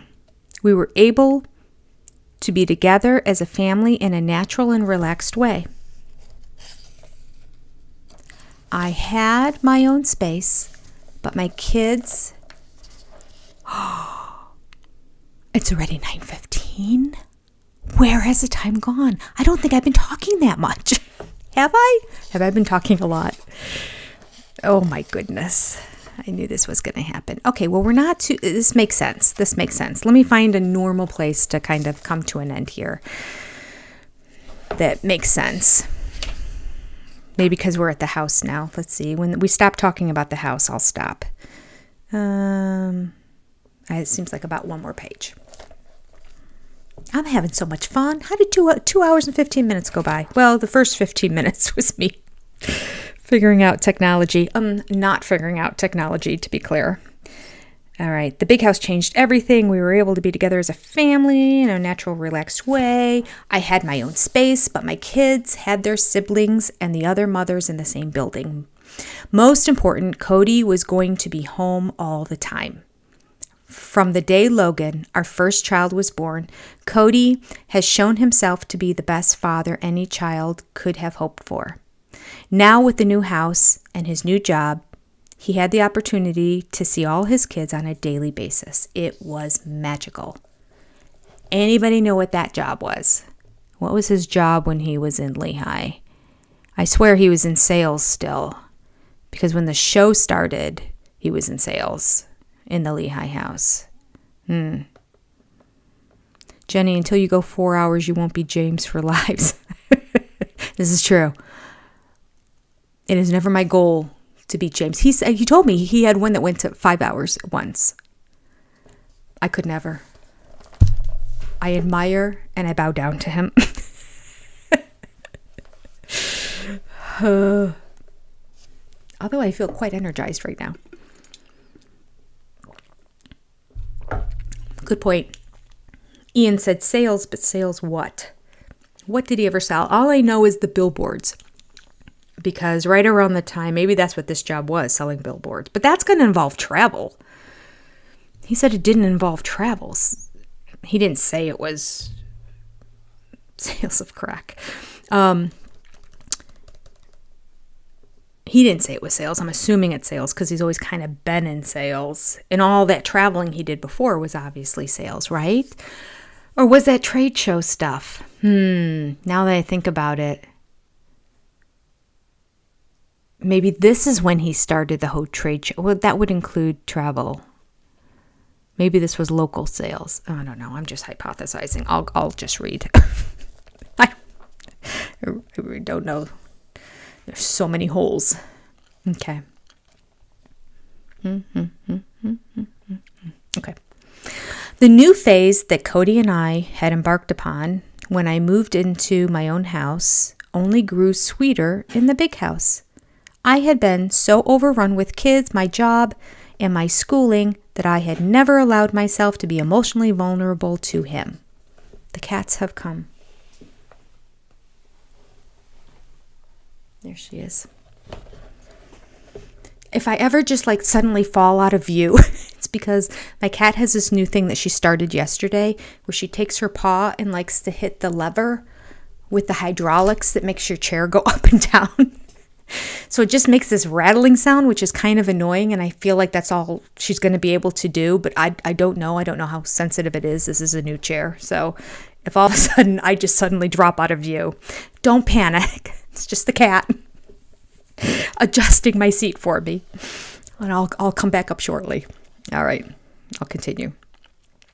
I'll start that again. The new phase that Cody and I had embarked upon when I moved into my own house only grew sweeter in the big house.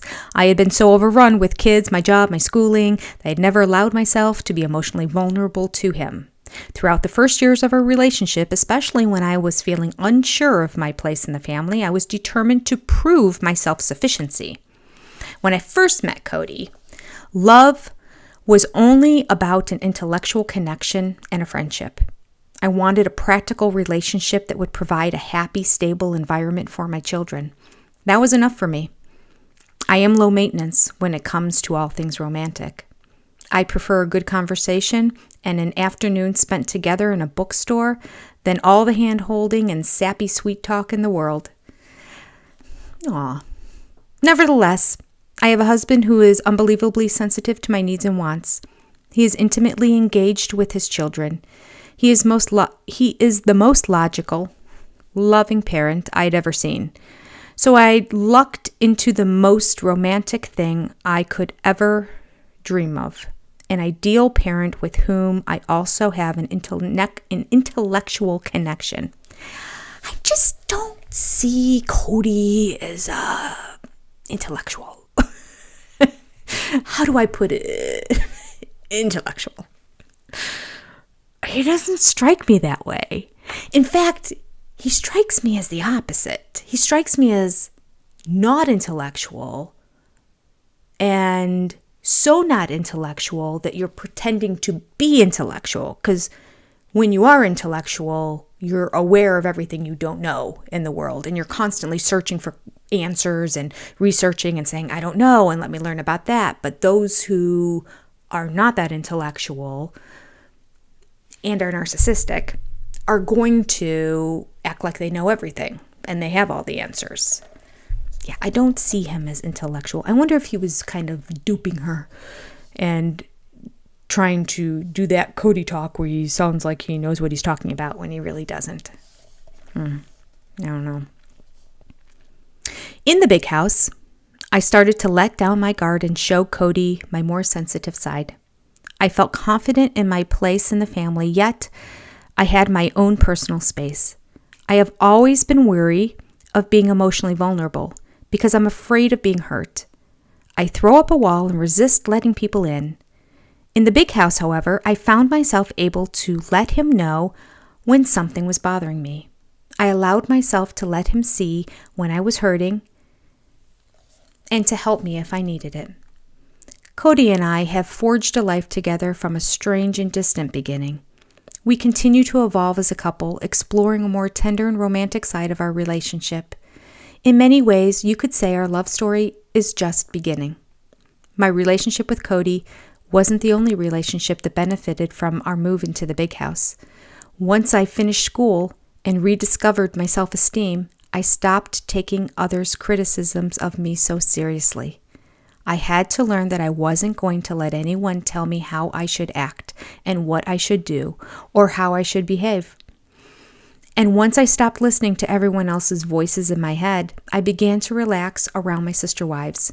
We came to a mutual understanding and a collective respect for our similarities and differences. I just realized I should have known it was 9 o'clock because the cats are here. Feed me. Okay. You know what? I just might finish this if that's okay with you guys. I think, or I'm not going to get it done by 9:30. Oh no, I'll just do a few more pages and stop. Okay.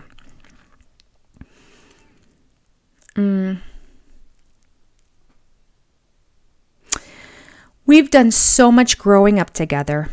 And like real sisters, we can look back on our collective struggles, our major arguments and silly squabbles, and if not laugh at them, at least shrug them off. Now we can't even remember what half of the fights were about. We've shared so much and been through a lot that with a word or a signal, we can remind one another of an entire experience or story. We are bonded by our emotional history as well as our collective experiences. Our life together, however, is still a day-by-day process. Okay. Every day, we all have to check our natural reactions to things and temper them. We have to be careful not to say things to one another in a hurtful manner. Every decision we make has to be grounded in what is best for the entire family as a whole. It's complicated, but it's worth it because we've created something rich and intricate. If I were to lose one of my sister wives or one of her children, I would feel as if I had lost a limb. Oh. Actually ended up being worse than that for Janelle. That's a rough sentence. Although Mary, Christine, and I are very different in our natures, we have grown to share the same values. The family we have now is an amalgam of each of our individual habits. We have all contributed something to the way our family runs. My sister wives have influenced the way I see the world, and I have done the same for them. Some of these changes are moral. We are, among our culture, considered fairly open-minded, almost liberal. And some of these changes are practical. For instance, if one of my sister wives prefers to feed her kids at 7 and the other at 5, we'll adopt 6 as our dinner time. By adapting to and adopting one another's traits, we've developed our own culture. Well, I don't think that makes you liberal. But okay, different definitions. Okay, maybe in their world it does. All right. One of the things I had to work on once I moved into the big house with my sister wives was not falling into the pitfall of comparing my relationship with Cody to theirs. Comparison is the death of plural marriage. It leads to debilitating unhappiness. For instance, if I see that one of my sister wives has apples, my instinct is to say that I want apples, even if what I really want is oranges.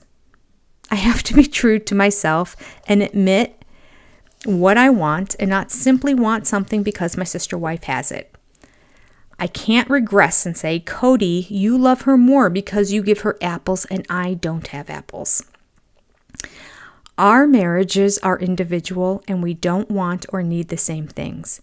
But awareness of what someone else has in her relationship can cause you to question yours.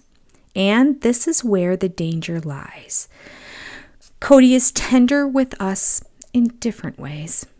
He has different methods of expressing his love.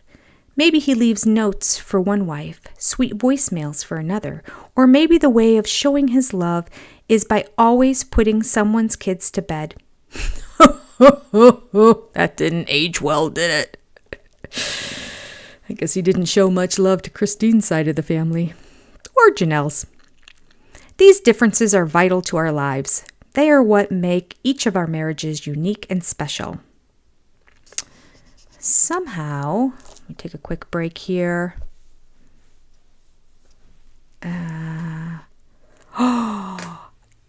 That's where it sounded familiar. Ian.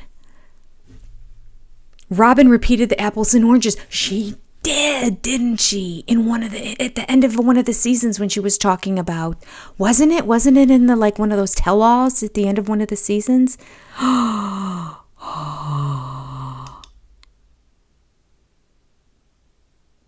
Unbelievable. I'm making a note of it. I feel another video coming on.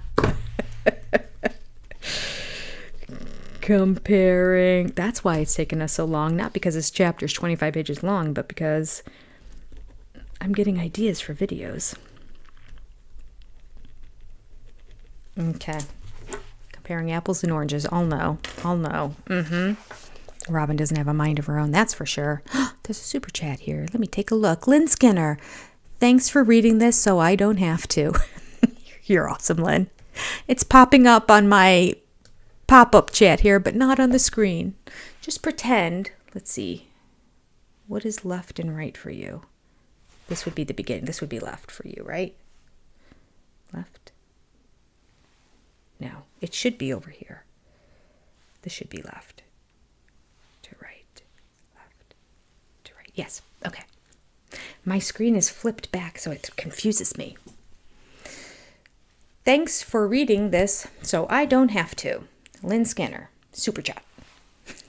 Thank you, Lynn Skinner. I feel bad I can't put it on the screen. Okay.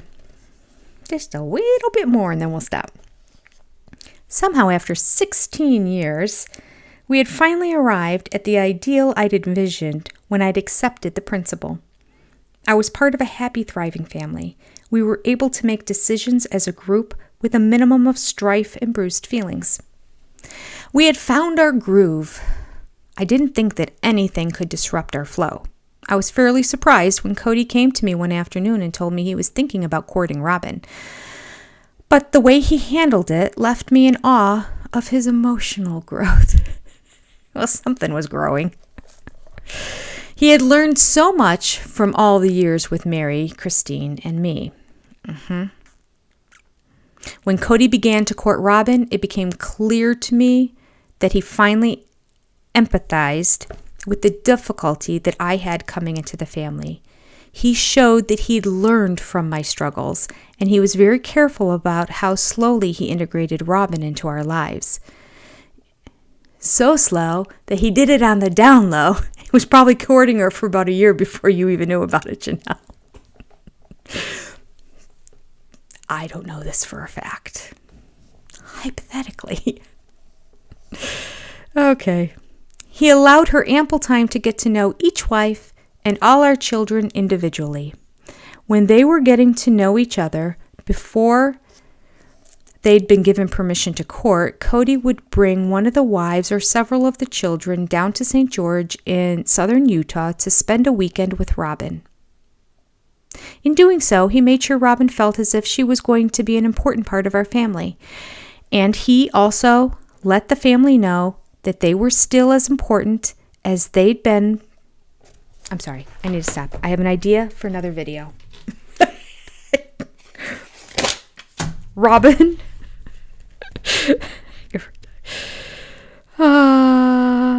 and her driving 4 hours to run into him 3 times in like 2 months, but then making Cody come to her all of a sudden once they started dating / courting. I don't think they were officially even courting yet. They were sort of, I don't know. I find that interesting. And then all of a sudden, she didn't have the money anymore, and they always had to go to her. Wouldn't it be easier for her to just bring her 3 kids down to see the big family so everybody could get to know everyone all the time? No. She had to have Cody to herself for the weekend. And a wife and a couple kids could come too. Oh, right. So many ideas. Not enough time. Got too many other jobs. Oh, my goodness. And a busy weekend. I'm driving to my son's campus tomorrow and spend the night in a hotel room, get everything packed, and then drive back the next day. And then the next day, my daughter gets her white coat for veterinary school. So I have to drive 2.5 hours down to see her and then do the white coat ceremony for a couple hours and take her and her husband to dinner and then drive back from that. Like, I'm not going to be around to make any of these videos. And I have like 4 videos sitting in my thing that still need to be edited. Although some of them are for my other channel. And if you're here and you don't know about my other channel, let me tell you, there is a great channel called Reality TV Breakdown. And I recommend everybody subscribe. Now, subscribers you don't make money on subscribers. You make money on people viewing your content. But even if you're not going to view any of my content there, please subscribe, because in the event something crazy happens and this channel gets taken down, because I am hearing more and more and more content creators have this happen to them, during the process of the review of me saying, I did nothing wrong, bring my channel back, there's going to be no way to contact me. So I will have that other channel. So I can be posting things there. We can do lives there. I'm already monetized on that channel. Everything would be the same. I would just be moving everything Sister Wives over there. Right now it's Seeking Sister Wives and Vanderpump Rules and Welcome to Plathville and that kind of stuff. So go over there and subscribe. Definitely subscribe. And in the description of all my videos, I also have it listed as a link for you to get there in case you can't find it. But okay, I digress. I apologize, but it just came to my mind. So some of the videos that I still have to make, most of them actually have to go onto that channel. But I do have one that I was kind of excited about that I made the other day that I need to edit for this channel. Okay. Okay, so when they were getting to know each other before they'd been given permission to court, before they're courting, Cody would bring one of the wives or several of the children, he probably wanted several of the children, down to St. George in southern Utah to spend a weekend with Robin. In doing so, he made sure Robin felt as if she was going to be an important part of our family, and he also let the family know that they were still as important as they'd been before Robin came into the picture. He was very protective of Robin, so that when they eventually married, she would feel as if she already belonged in our midst. Cody and Robin's courtship coincided with a huge development in our lives. After careful consideration and endless family discussions, we decided to participate in a reality TV show about our family. Isn't that funny how that coincided? Coincidence. The decision wasn't without complications. After all, there can be consequences when polygamists go public. But these unfamiliar waters certainly complicated Robin's entry into the family. It drew out her courtship with Cody and forced the wedding to be put off for a few extra months. Yeah, so it could be televised. I don't think this was a problem for her whatsoever. She was still getting Cody to come almost every weekend and spend all these weekends with her. Yeah, not a problem. Not a problem at all. Robin wanted the dream wedding. She got it. She's more than willing to say, yeah, we'll wait a few more months until it can get on TV. Sure. I was completely fine with Robin and Cody's courtship. It wasn't until after they got married that I started to struggle. It's hard to reconfigure your life, your needs, and your children's needs with a new wife in the picture. My mother explains this adjustment in a clever way. She says that wives are like spokes in a wheel. They keep the wheel balanced, grounded, and strong. When a new wife comes in, you all need to move over. It's an uncomfortable adjustment at first, but when you get your groove back, you're stronger because of it. Robin brought 3 children into the family, which was an exciting change. We decided that a good way to integrate our families was to enroll our kids, many of whom who had been homeschooled, into public school along with Robin's kids. Oh, do you see how that is worded? Me underline. I'll bring this up if I'm going to be doing this chapter with James. We can discuss this. We decided that a good way to integrate our families was to enroll our kids, many of whom who had been homeschooled, in a public school along with Robin's kids. Because Robin was going to have her kids there. That was already determined. She's not having them homeschool her kids. No, they're going to be in this public school. So everyone else decided, well, oh, okay. Their kids were either homeschooled or in private school. That seems like a big sacrifice. Pull them out and put them in a whole different school, especially a public school. That's interesting. There are, of course, some parenting differences between the way we raised our children before Robin arrived and the way Robin brought her kids up. I am loving this right now. I'm not wanting to stop. I'm so sorry. Do you guys need to go? There's still a lot, and the chat keeps growing. Okay, I'll keep going. It was really good, and then it was kind of a lull there for a little bit in the middle where it was just sort of like the mantra of how you should be as a sister wife, and now it's getting good again. Okay. Since Mary Christine and I had so many children, we didn't have time or the space to baby them. If something didn't go their way, tough. Get up, brush yourself off, get on to the next thing. We're not catering to you. Oh, this is not only Robin's kids. This is Robin. This is good stuff. I feel another video coming on. Robin and her kids catered to. I don't think you can hear. Can you hear all the shaking now? I got a shock mount for my microphone. So hopefully every time I hit the table, when I was listening to the live last week, I was like, oh, that's annoying. Oh, that's annoying. You could hear the ding, ding, ding, the metal, the springs that are inside the handle of the arm that holds the mic. So I got a shock mount to put on it, so hopefully it's taking it away. Okay, you can't hear it? Good. It's working. All right.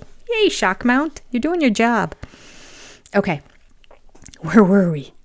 Something good, I remember. Okay. All right. We're not catering to you, Janelle writes. Robin coddles her children more, which is certainly understandable given their previous tumultuous home life.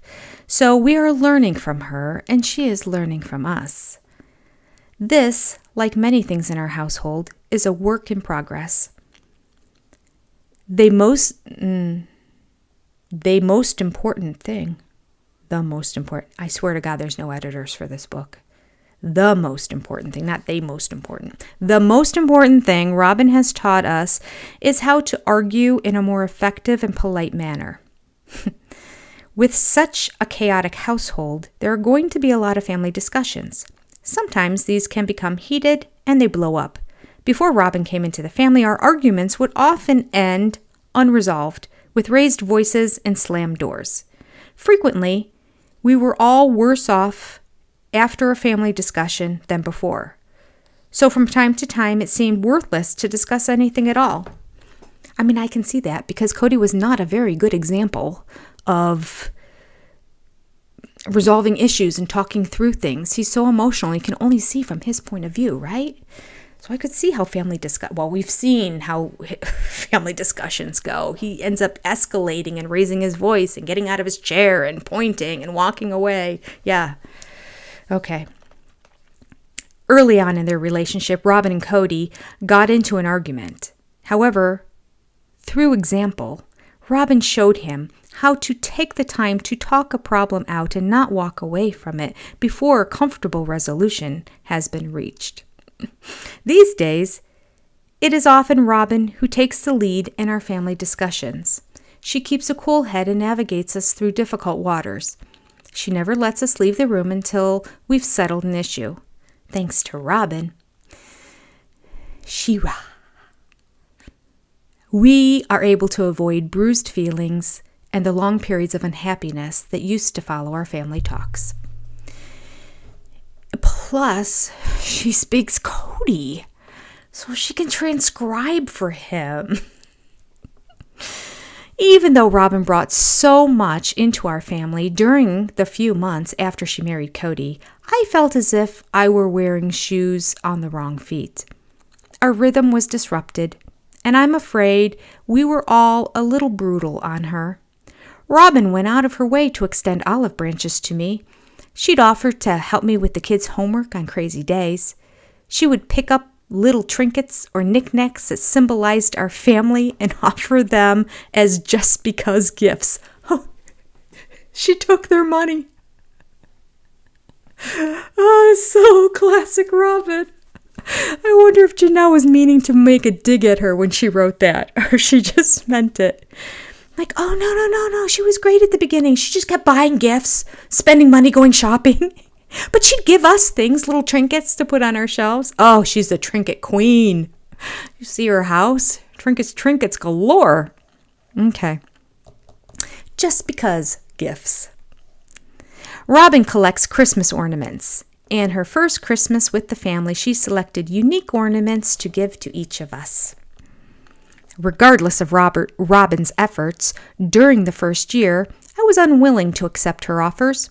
I was settled in my ways and not open to anything new.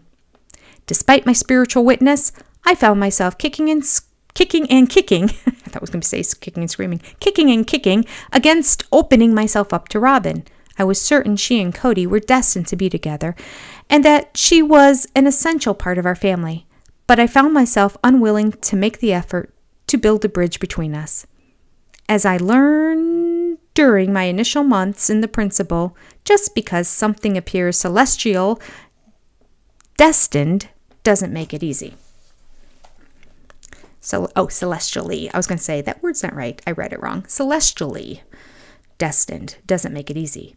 When Robin joined the family, I was very busy with my kids and my job.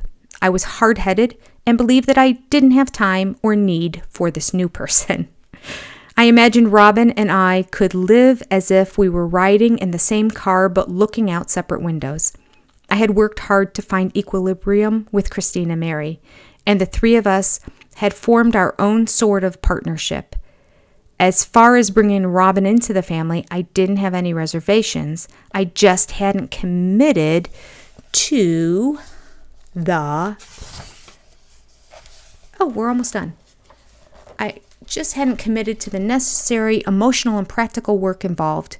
I wasn't sure that I needed or wanted to make room for a new person in my life, despite the fact that I felt spiritually convinced she should marry Cody. But after a while, I got tired of fighting against Robin and the potential friendship between us. I finally understood how helpful she had been in teaching our family how to communicate better. I don't see her as a good communicator. Boy, she really pulled the wool over their eyes, didn't she? I realized that I was looking for a way to punish Cody and Robin for disrupting my life, and it took way too much time and energy to be angry with this woman who was trying so hard to open up to me. So I started letting her in. We still have a long way to go, but we've begun the journey. I am already starting to see the benefit of developing a relationship with Robin. Okay, so this is a year after they were married, and they were courting for about a year or so beforehand. So 2 years later, Janelle writes, we still have a long way to go. I am already starting to see the benefit of developing a relationship with Robin. Down the road, maybe, in a decade. I don't know. Possibly. Crazy cats. Before Cody told me that he had met Robin and wanted to court her, I never had any vision of her as part of our lives. I was satisfied with our adult unit of 4. I never saw her coming. Yet when Cody mentioned her for the first time, I felt spiritually moved. Now that she's here, it seems as if she was always meant to be here. Robin possesses an amazing amount of emotional maturity. Sorry.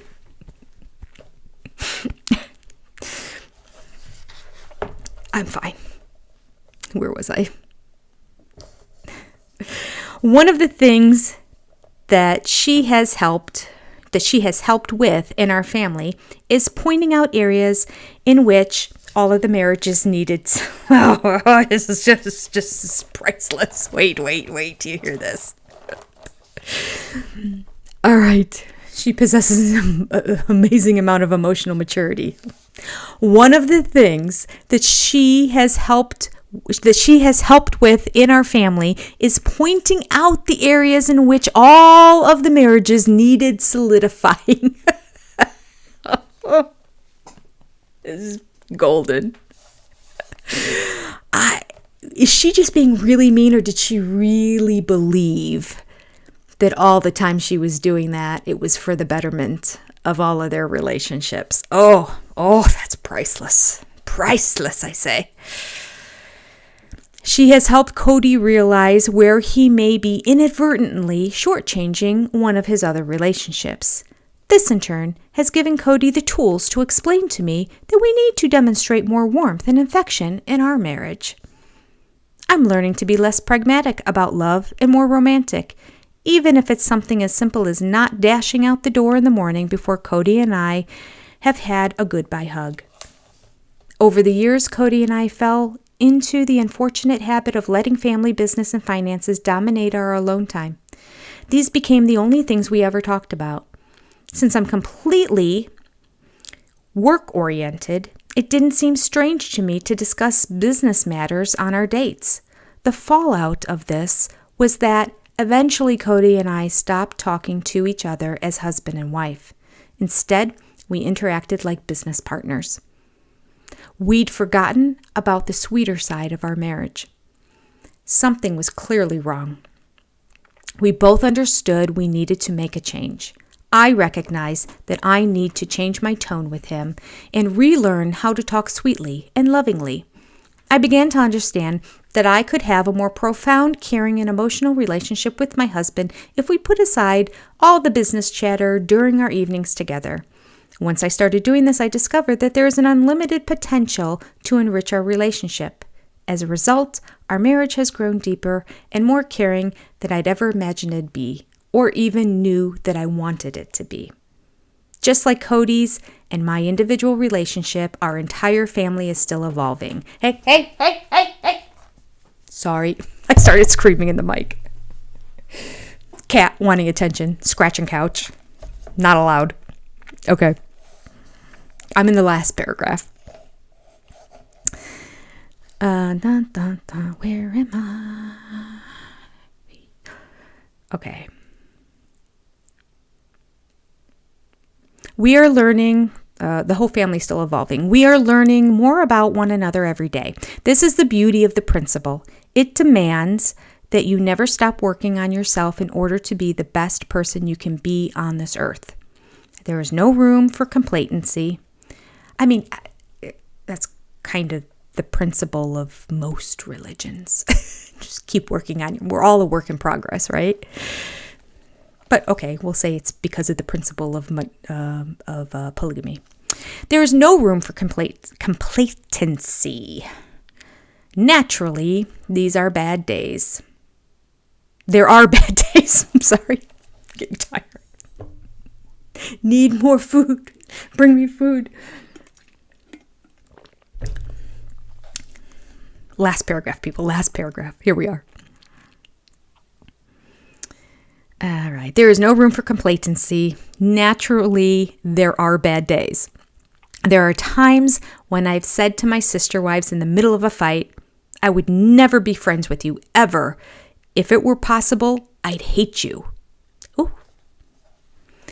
But I don't hate them, not at all. You don't pick your sisters. Sometimes you get along with your sisters, and sometimes you want to kill them. But deep down, you'll always love them. Always. That's how she ends it. Sometimes you get along with your sisters, and sometimes you want to kill them. I mean, but deep down, you always love them, always. All right. That was a lot. We read a lot because we had to finish up Mary, and I did the entire Janelle, which was a very long chapter. And I believe next week, Christine's is going to be, well, it won't be as much because we did 29 pages today.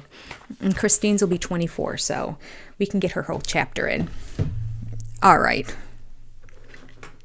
Okay, let me catch up on the chat here. Yeah, she's trying to convince herself it's all good, right? Yeah.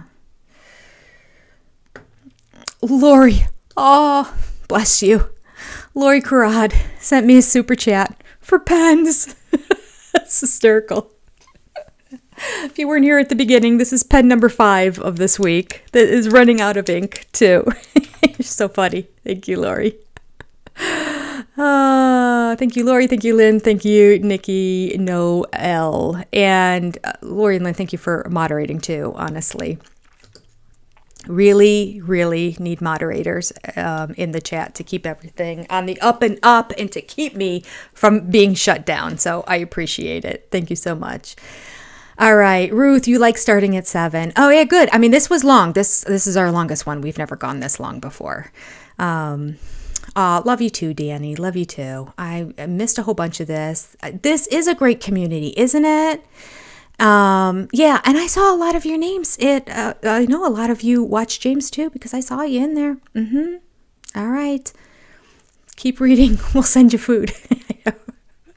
You know what I need to do? I need to go to bed and not eat food right before I go to bed. That's what I need to do.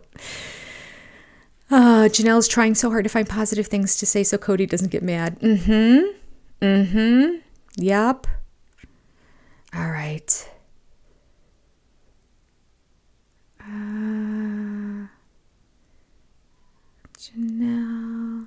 Janelle never thought Robin would ever become the legal wife.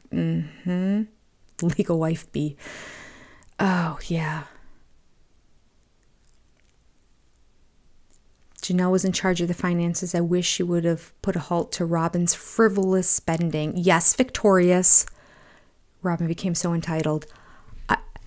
She mentions it right here, right at the beginning. So this is only a year, maybe in the first year of their marriage even, that this book was written.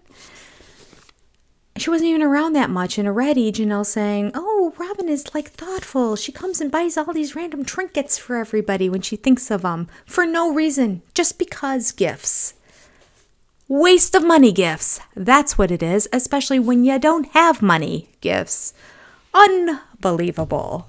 Unbelievable. And of all things, trinkets. It's not like she thought, let me get them something practical but special. Like, oh, I was just thinking of Janelle and how she loves tea in the morning and she has that old tea kettle or whatever. So I'm going to get her a really beautiful porcelain one with her name on it or something like that. I don't know.